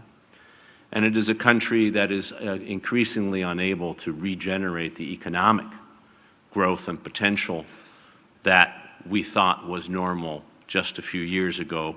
It is more likely to become an economy that grows like most advanced industrial economies at 2.5%, 3% if it's lucky, but never at the 5%, 6%, 7%, 8% that it has for so long, in part because its productivity is declining and most importantly, its workforce is declining, something that absent large-scale immigration, which is not a likely prospect, is something that you cannot change.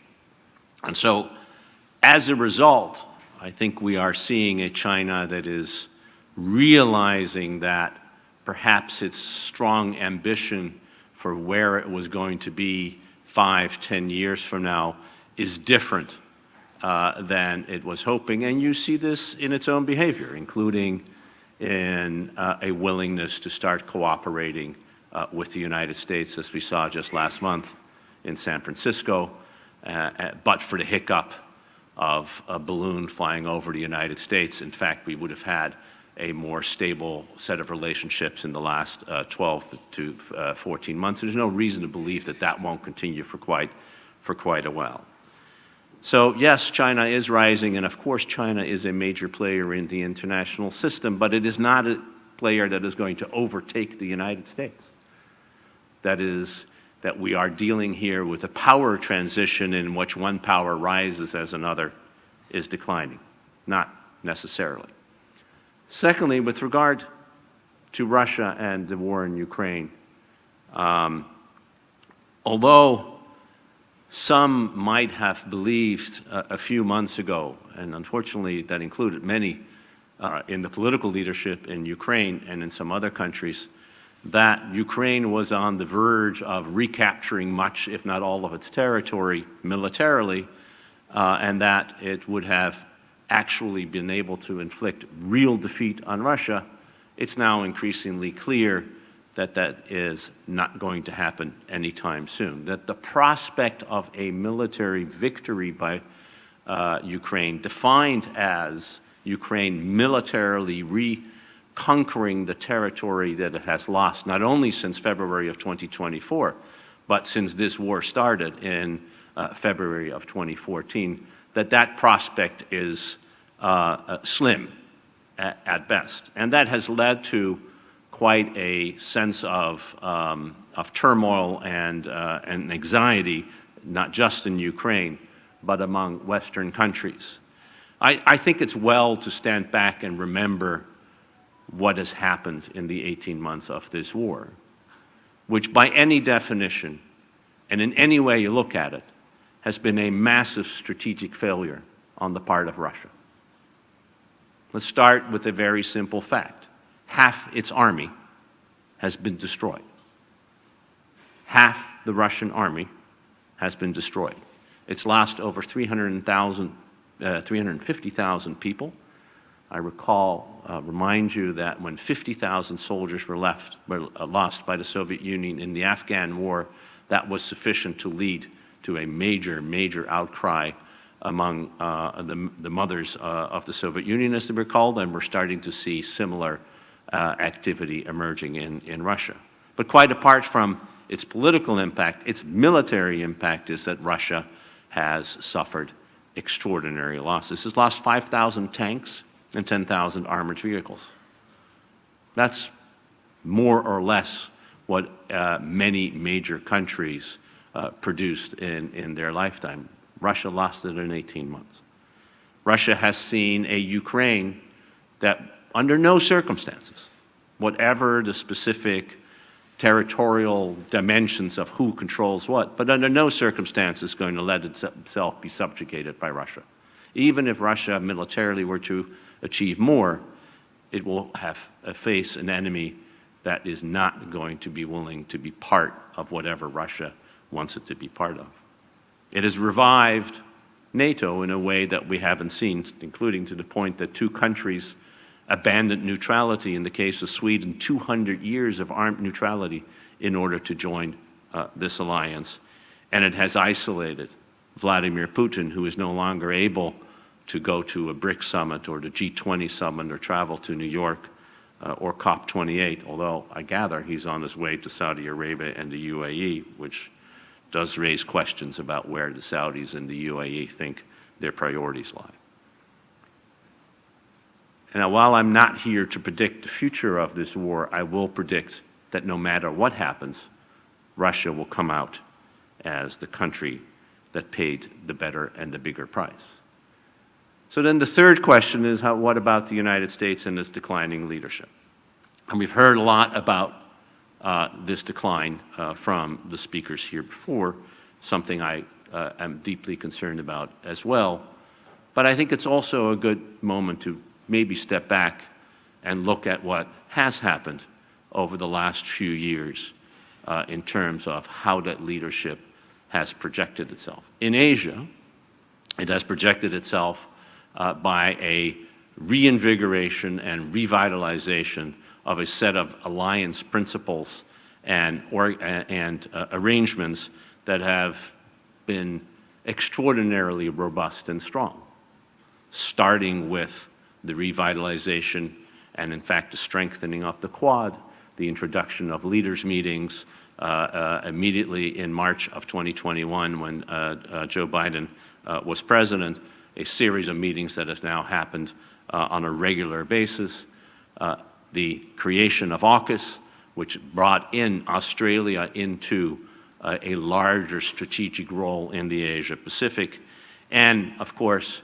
most importantly and most significantly, the establishment of a strong trilateral relationship between the United States, Japan, and South Korea, with the extraordinary and courageous move by President Yoon to open up this bilateral and trilateral relationship with Japan, which was long wished for by the United States and indeed many in Korea and Japan, but is now real in a fundamental way. The trilateral meeting and summit in Camp David, I think, will be looked back to as a part of a strengthening of an international order here in this part of the world that is to be welcomed and seen and has to be seen as significant. Foreign Minister Park mentioned the AP4 arrangement, the four democratic Asian allies that have started to cooperate more and more, including by attending 2 NATO meetings. In Europe, we have, as I mentioned, already seen a strengthening of the North Atlantic Treaty Organization, an organization that is now back to being very serious about the one issue for which it was, after all, created, which is defending the territory of its members. We are seeing a strengthened European Union, which for the first time since Henry Kissinger so famously said, actually has a phone number that you can reach, and there will be somebody on the other line who can act. In this case, Ursula von der Leyen, who has emerged as a remarkably powerful and strong leader in Europe to deal with not only issues of Ukraine, but China and relationships with the United States. And finally, the emergence of the G7 as, Jake Sullivan likes to say, the Committee for Managing the Free World, a organization that now leads on a very regular basis at the foreign minister, at the finance minister, even at the leaders level, to deal with the whole gamut of issues that affect all of us in one form or another. So that is a set of strengthening of alliance relationships and cooperative relationships among the countries of North America, Europe, and Asia that has been enabled by, strengthened by the United States, but working very much in collaboration with its strong industrial democratic allies in this part of the world, and has established the idea of a decline in leadership as something that is a little quaint. It wasn't China or Russia or indeed anybody else who was called on October 7 to try to figure out how to deal with the challenge that we saw in the Middle East. It was going to be the United States, and that will always be the case. So I would argue that we are in a world that is really not multipolar.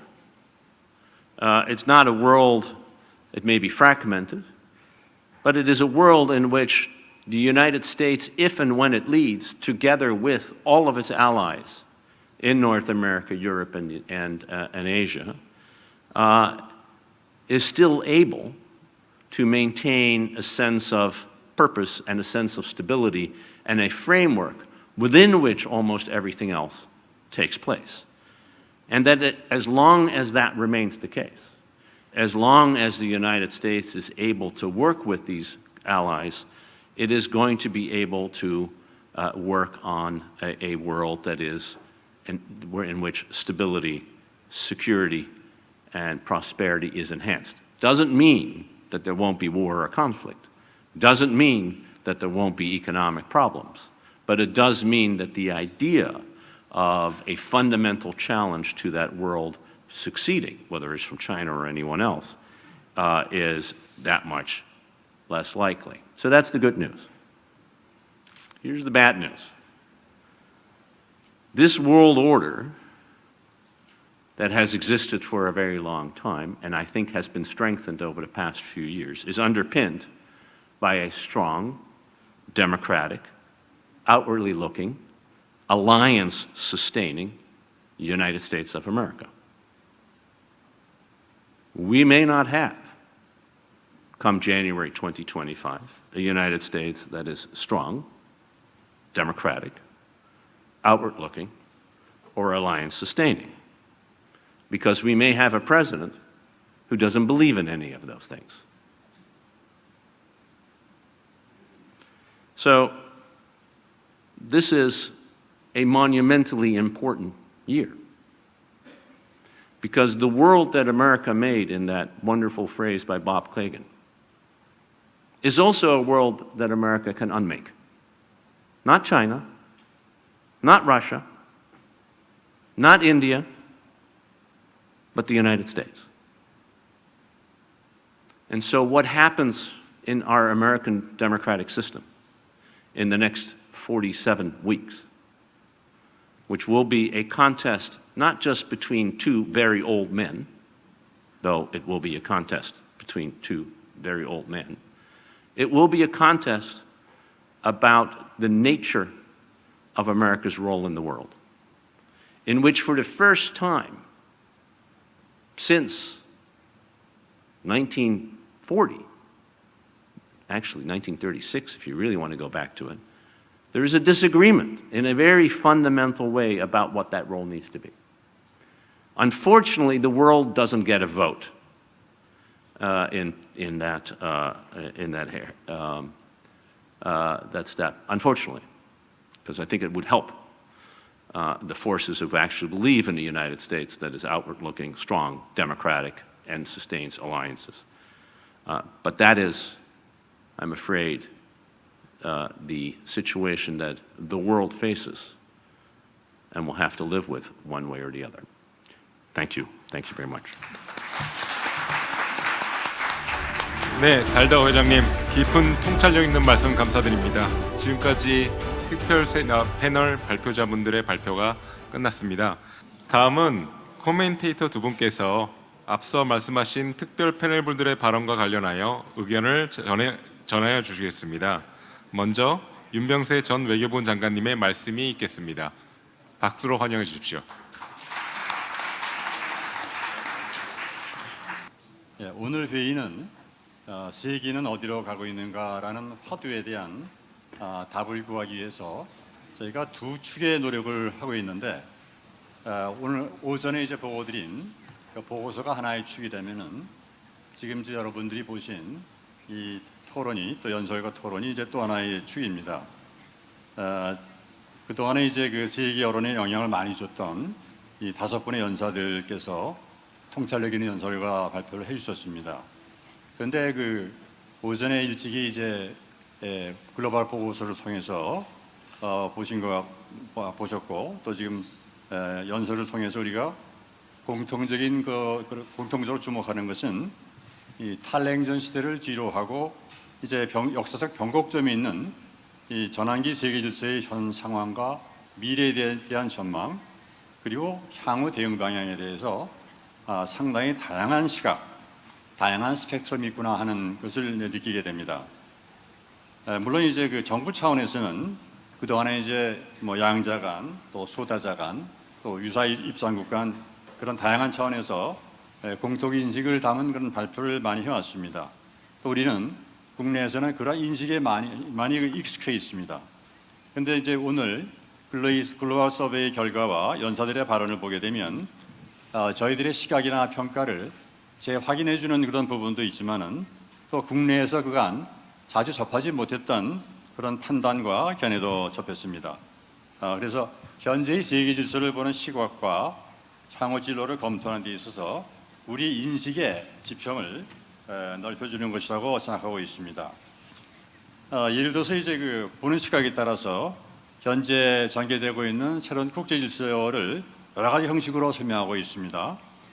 하스 박사님께서는 디스오더, 무질서라는 말을 썼고, 또 이제 저희가 오전에 보고했던 글로벌 보고서의 많은 저자들은 이 파편화되고 있는 그런 것에 대해서 또 많이 공감을 표시해 주셨고, 또 지금 이제 메논 대사님께서는 두 지수 사이에서 표류하고 있다, 어드리프트한다 이런 또 말씀해 주셨고, 또 다른 분들은 또 뭐 지각 변동적인 그런 상황이라고 보시는 분도 있고, 또 과거에는 이제 한때 이 투키디드 함정이라는 그런 말이 이제 또 유행한 바가 있었습니다.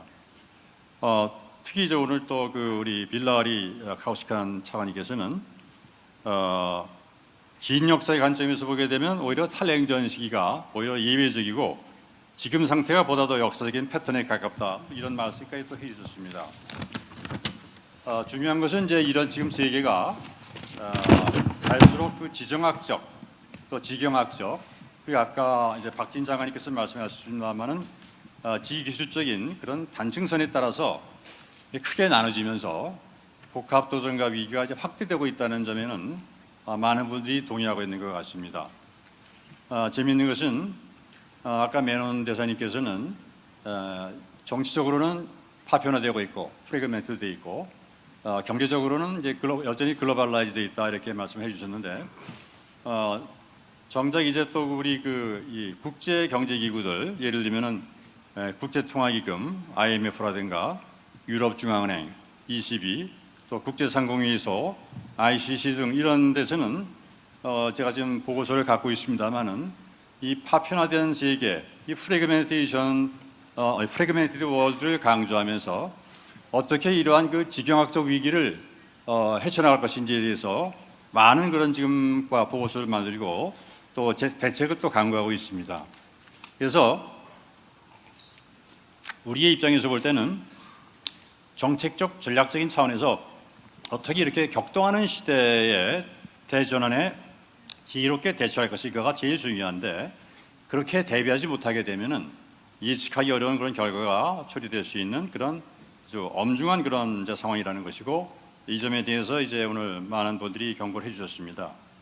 사실 하스 박사님께서 여러 번 말씀하셨습니다만은 2차 대전 후에 지금이 가장 위험한 시기다 이렇게 또 얘기하셨는데 이런 점에 대해서는 이제 키신저 박사께서도 지금이 세계 1차 대전 직전과 유사하다 이런 말씀하신 적이 있고 유엔 사무총장께서는 지난 2, 4년 동안 제일 많이 말씀하신 게 지금이 냉전 최고조 시기보다 더 위험한 상황이다 이렇게까지 이제 강조를 하고 계십니다. 그래서 이런 시대의 불안정성과 엄중성에 대해서 많이 이제 경고적인 그런 발언을 하시고 또 진단해주고 있습니다. 중요한 것은 이러한 상황에 대해서 우리 스테이크홀더들, 이해관계자들이 앞으로 어떻게 하느냐가 앞으로 전환기 질서, 특히 앞으로 10년 동안의 질서에 굉장히 결정적이라고 보고 있는데 지금 이제 우리 연사 중에 한 분이 말씀하셨습니다만은 nothing is inevitable. 어떤 것도 필연적인 것은 아니다 이렇게 말씀하셨는데 바로 그런 측면에서 이제 우리 정책 당국자들의 노력이 굉장히 중요하다고 이제 보고 있습니다. 그래서 이번에 미중 정상회담에서 이제 비교적 one step forward한 진유한 그런 결과가 있었습니다만은 미중 간에도 또 미국과 다른 그런 이제 나라들 간에도 비록 어려운 관계 있는 경우에도 반드시 그런 분야뿐만이 아니라 협력이 가능한 분야도 있다 이렇게 말씀을 드리고 또 이 글로벌 서베이 보고서도 나왔습니다만은 미래 질서가 반드시 비관적인 것만 아니다라는 또 판단도 가능합니다. 이번에 이제 글로벌 서베이 보고서가 착안한 것은 당장 수십 년 수십 년 앞 미래를 이제 걱정하는 것보다는 앞으로 5년, 특히 향후 10년이 이제 중요하기 때문에 이러한 데에 대한 문제의식을 공유하면서 이미 진행되고 있는 그런 전략적 경쟁과 이 복합 위기 속에서도 강대국, 중진국 또 글로벌 사우스가 중심이 돼가지고 새로운 이제 공생의 길을 찾기 위해서는 지금부터라도 비전과 로드맵을 모색하고 경쟁을 책임 있게 리스폰서블이 관리해 나가자 하는데 이제 방점이 있는 것 같습니다. 사실 그래서 이런 측면에서는 한 10여 개국이 인태 전략 보고서를 이제 지난 2, 3년간 발표를 했고 또 금년 초에는 이제 미래 안보의 보고서도 나왔습니다만 이런 데서 이러한 이제 어떻게 하게 되면은 이 글로벌 사우스까지 포함한 또 강대국들을 포함한 그런 그 책임 있는 관리를 할 것이냐 하는 문제에 대해서 중요한 그 지원들로 나왔습니다. 미국의 입장에서는 이제 그동안 여러 번 많이 나왔습니다만은 이 인태 지역이 21세기 지정학의 진원지다라는 이제 공식 입장을 갖고 있고 어떻게 보게 되면 지금 복합 위기 상황 중에서 인태 지역이 그 많은 부분을 또 차지하고 있습니다. 뭐 아까 이제 그 이사장님께서 말씀하셨기 때문에 세부적인 내용은 제가 말씀 안 하겠습니다만은 동시다발적으로 많은 도전과 위기를 저희가 이제 갖고 있는데 중요한 것은 이러한 그 복합 위기들이 하나의 낱개로 이제 다뤄지는 것이 아니라 서로 연결되어 가지고 저희를 포함해서 많은 나라들한테 그런 이제 부담과 또 도전을 제기하고 있다 이렇게 보고 있습니다. 그래서 이러한 그 복합 위기에 대한 그 판단이 가장 잘 나온 것이 바로 지난번 8월에 캠프 데이비드 삼국 정상의 공동 성명이 잘 나와 있고 그 중에서도 이제 협의 공약, Commitment to Consult 그 문서에 아주 많은 함의가 들어가 있습니다. 현재의 세계에 대해서 질서에 대해서 어떻게 대응할 것인지에 대해서 아마도 우리 그 외교 안보 정책사에서 굉장히 중요한 함의가 있는 그런 문서라고 이제 생각을 하고 있습니다. 이번에 저희가 이제 글로벌 보고서를 내게 된 이유는 그동안에 이제 그 한국 중심의 코리아 센트릭한 그런 이제 보고서라기보다는 한번 이 전 세계적인 그런 우주에서 이 지구를 보듯이 조감도를 한번 제시하겠다는 그런 측면에서 이제 우리가 보고서를 만들었습니다. 근데 이제 여러 연사들께서 말씀하신 것처럼 역시 다양한 시각이 제시되고 있다 이렇게 말씀을 드리고 특히 이제 마지막에 이보달더 박사님께서 말씀하셨습니다만은 우리가 이렇게 중요한 외교안보 정책을 세우고 전략을 세웁니다만은 정작 이 외교안보 정책이 과거 어느 때보다도 국내 정치, 특히 선거에 의해서 영향을 받기 때문에 앞으로 이제 있을 이제 뭐 대만의 선거부터 또 우리 국내 정치, 국내 그 선거, 또 11월에 있을 이제 미국 선거, 경우에 따라서는 일본의 선거 이런 걸 포함해가지고 이러한 선거가 큰 영향을 미칠 수 있는데 이 달더 박사님께서 포텐셜리 배드 뉴스라고 하셨습니다만은 미국의 그 대선 결과가 어떻게 되느냐가 지정학적인 또 지경학적인 또 지기술적인 그런 충격을 가져올 수 있다는 점에서 우리가 이 점을 면밀히 이제 주시하고 대비해야 될 것 같습니다. 이러한 시점에서 우리 정부가 글로벌 중추국가 구상 GPS 또 인도태평양 전략을 세우고 과거처럼 이제 한반도 중심의 시각에서가 아니라 인도태평양 전체의 그 지역 차원에서 또 글로벌한 차원에서 이렇게 접근하려는 것은 매우 시의적절하다고 생각합니다. 오늘 여러 연사분들이 우리가 그런 그 한반도 중심의 시각에서가 아니라 글로벌한 차원에서 복합 위기를 보는 중요한 그런 계기가 됐으면 좋겠습니다. 감사합니다. 네, 감사합니다, 장관님. 방금 있었던 패널 발표의 핵심 부분들을 잘 연결해 주셨습니다. 네, 이어서 김성한 전 국가안보실장님의 의견을 청해 듣겠습니다. 박수로 맞이해 주십시오. 네, 안녕하십니까, 김성한입니다. 제가 이번 세션의 사실 역할이 코멘테이터인 동시에 모더레이터입니다. 물론 그 프로그램에 나와 있지는 않지만, 근데 지금 시간이 많이 지났기 때문에 제 코멘트를 말씀드리기에 앞서서 플로어에서 제기된 질문 몇 개를 일단 우리 연사분들에게 드리고 시간이 나오면 제가 마지막에 제 의견을 잠깐 말씀드리는 그런 순서로 진행을 하도록 하겠습니다. 사정에 따라서 우리말과 영어를 좀 섞어서 쓰도록 하겠습니다. The first question is directed to Dr. Haas. You just pointed out the Hamas should be defeated, quote unquote defeated. But if it is the case, what is the difference between defeating and eliminating? It seems Israelis appear to be eliminating Hamas, not just confined to defeating. So I kindly ask you to answer this question. And the second question is directed to Ivo DAALDER.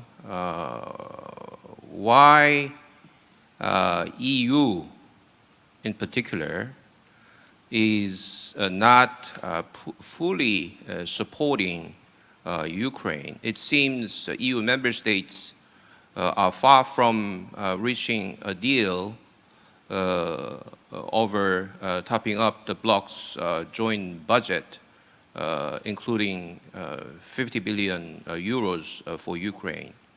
Why is the case? So this question goes to Ivo DAALDER. And Ambassador KAUSIKAN, what about Asian NATO architecture? You mentioned some fears, but according to the survey, nobody thought on Asian NATO architecture was likely for the foreseeable future or in the near future. What do you think? This contradicts fears amongst some countries that United States and others can think of. And last question goes to Ambassador MENON. You pointed out the West is losing its influence in the global South. What about South Korea? Do you believe South Korea is also losing the global South? I kindly ask you to answer this question. Let's start with Dr. HAASS.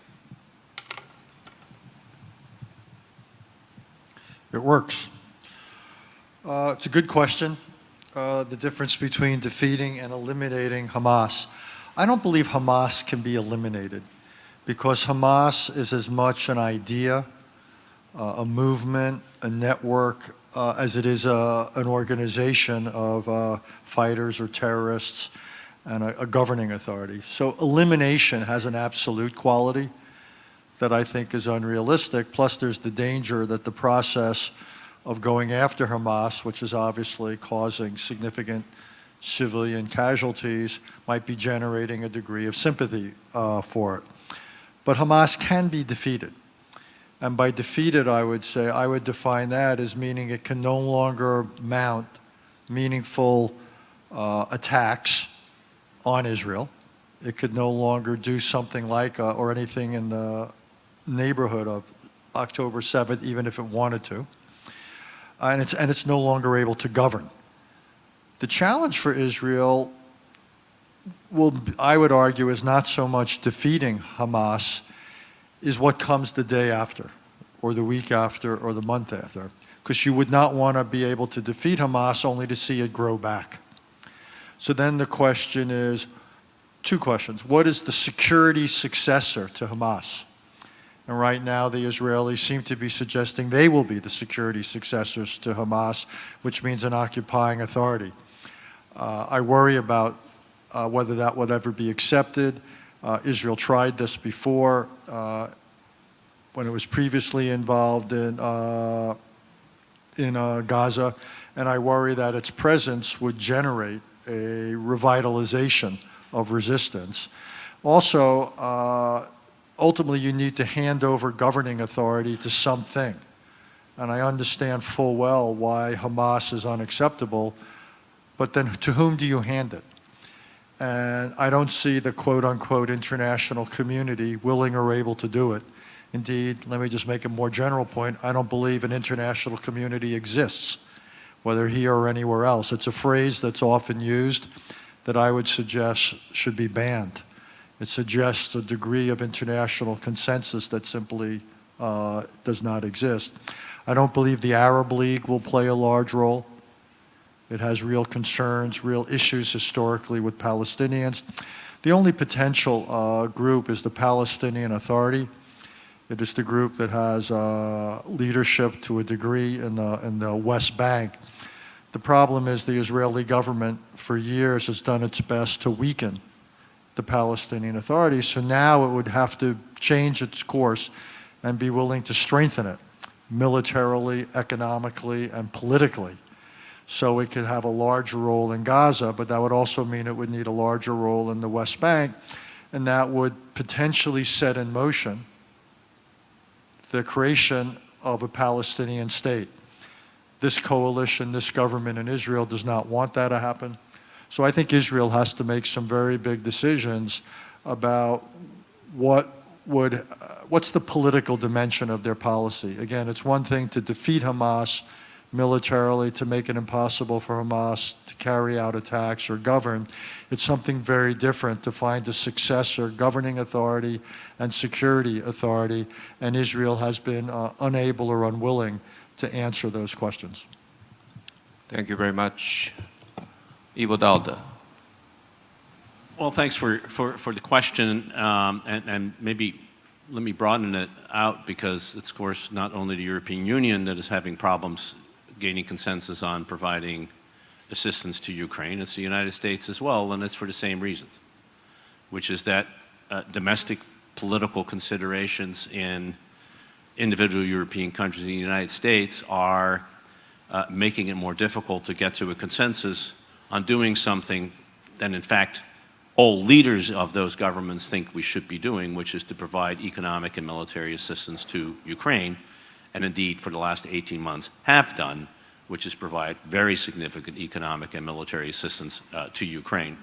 In the particular case of the EU, are two separate issues. One is that there is disagreement among the European Union countries about whether or not to continue providing assistance at all, and there is at least one country in the European Union, Hungary, that is trying to divert European attention away from continuing to support Ukraine, partly because Hungary's energy dependence on Russia is large, partly because Hungary's been ostracized for its lack of democratic liberal support, and as a result hasn't received the kind of financial support from the European Union it would like to have, and is using Ukraine as a way to blackmail it, the Union, to get it the money that it thinks it deserves. But part of it is also that the decision to supply, which is 15 billion euros over the next 4 years in direct budgetary support to Ukraine to pay the salaries and support the outlays of the Ukrainian government, is tied up with some additional funds that the European Union would like to expend on other issues, and the German government is facing a significant budgetary problem because the Constitutional Court has ruled against a particular way in which it has dealt with its budget deficit issues. Complicated, won't go into it, but the German government's running out of money to do what it wants to do, and as a result is lacking the consensus. The same, of course, is true in the United States. The Biden administration, in part by working with leading Republicans in the Senate, came up with a package of assistance, $106 billion for Ukraine, for Israel, for the Palestinian civilian support, for the defense of Taiwan, and for security at the border, that is stuck in Congress because in the House of Representatives, the leadership is not willing to put a vote that package. In the Senate, there is disagreement about whether there is enough money for border security, although a vote, I guess, is scheduled for tomorrow or the day after in the Senate to see if that package can come through. But none of this has to do with the fact that either the Europeans or the Americans are against supporting Ukraine. That's not true in terms of public opinion, where support remains strong. In the latest poll that the Council did 2 months ago, 61% of Americans want to continue military aid to Ukraine. The same numbers are true in Europe. It's got to do with the fact that domestic political troubles are making it more difficult to gain consensus on foreign policy. Something, but by the way, is nothing new. That's why we have democracies. It tends to be ugly at times, and the worry is that once you get leaders who no longer want to support this thing, then you are in trouble. But unfortunately, we're not there yet. Thank you, Ambassador KAUSIKAN.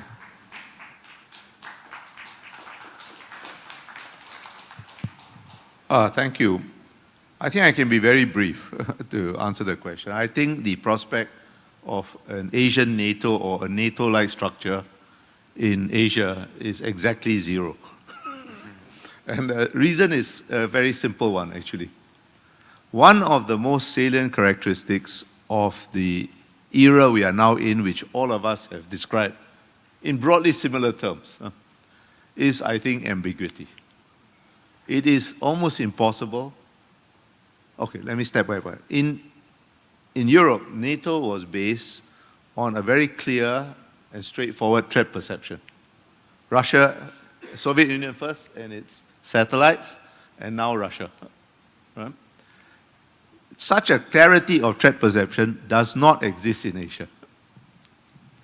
All of us have got some concerns about China, but even countries that are in dispute over China, over territorial disputes with China, and countries that have historically very complicated relations with China, like Japan and Korea, have deep economic relationships with China. Not only China, but China is an important economic partner. So is China to Korea or Japan clearly a friend? It's hard to say yes. But is it clearly an enemy? It's hard to say yes either. And therefore, without that clarity of threat percent, you can't have a NATO-like structure. Okay, so that's why China doesn't have to be concerned about. No, I think China has to be concerned because, as I said, look, one of the consequences of ambiguity, one of the consequences of multipolarity is you do not need to align all your interests in one direction or another. Of course, there is much more scope for a formerly non-aligned country like Singapore or India to disaggregate its interests. In some cases, we are aligned this way. In some cases, we may be aligned another way. In some cases, third way. A former US ally has less scope. Okay? But less scope doesn't mean no scope. Of course not. But China should be concerned because it has played a big role in the creation of the Quad, a big role in the creation of AUKUS, a big role in the increase in Japanese defense budget. You know, I mean, all this would not be possible without Mr. Xi Jinping. Together with North Korea. North Korea is a secondary issue, not to Korea, but to... Okay, thank you. Ambassador MENON. The sound, please. Thank you. Okay. Thank you for that question. For me, Korea is at the center in many senses. Partly because of the geography. I mean, Northeast Asia is where the international non-proliferation regime faces its biggest test, North Korea's missile and nuclear weapons program. This is one of the most heavily militarized, nuclearized sub-regions of Asia. And the NEAR survey just points out rightly that the Indo-Pacific is entering a new nuclear age. You have complicated geopolitics with your web of security relationships. But most important in today's situation, it seems to me that powers like Korea, like India, like Singapore, we all have a much bigger role and opportunity. We have the space, actually, to play a geopolitical role. And our role, to my mind, is keeping the balance of power such that the peace on which our future and our prosperity depend is maintained and strengthened. And therefore, for me, this is a very important time for countries like Korea. And this is where Korea's role becomes very important. For me, one ray of hope actually in today's situation is Korea's increased capability and stature and willingness to play a much bigger role on broader Indo-Pacific issues and on global issues as well. So for me, this is actually one of the good parts of what's happening. because, as we all heard, it's easy to focus on the negatives and on the loss of certainty. But that doesn't mean that I think the situation is hopeless. Thank you, Ambassador. 먼저 이게 플로어에서 많은 질문이 있었습니다만은 시간 관계상 다 소화를 못해 드린 점 양해를 부탁드리겠습니다. In conclusion, let me add a couple of points to the speakers. I really enjoyed listening to all of you. By the way, as a Singaporean respondent pointed out, we need to distinguish, order transition from power transition and even alliance transition. Okay, usually alliance transition precedes power transition. U.S. allies begin to approach China to see what is going to happen in the near future. But if you look around, this kind of alliance transition is not taking place, which means power transition is yet to take place. But we can discuss order transition because we are struggling at the moment. But we are not quite sure which direction we are moving. Okay, embedded liberal international order or Westphalian order, still we don't know. In this vein, I think the role of the United States is still important in the process of order transition, and the role of China is also important in the process of order transition. That is my first point. And my second point is that even though Ambassador KAUSIKAN said you don't like the word of unilateralism, I think in terms of stabilizing U.S.-China strategic competition, we need to take advantage of unilateralism. You may call it a dynamic unilateralism. Particularly the U.S. allies could invite China to their own unilateral gatherings, and even U.S., right, to their own gatherings, U.S. allies and like-minded countries. If we engage more and more U.S. and or China in these dynamic unilateral gatherings, I think that will contribute to making U.S.-China strategic competition more stable, more resilient, for the sake of making our order transition more smooth and stable. So on that cautiously optimistic note, let me adjourn this session. Please give them a big round of applause. Thank you very much.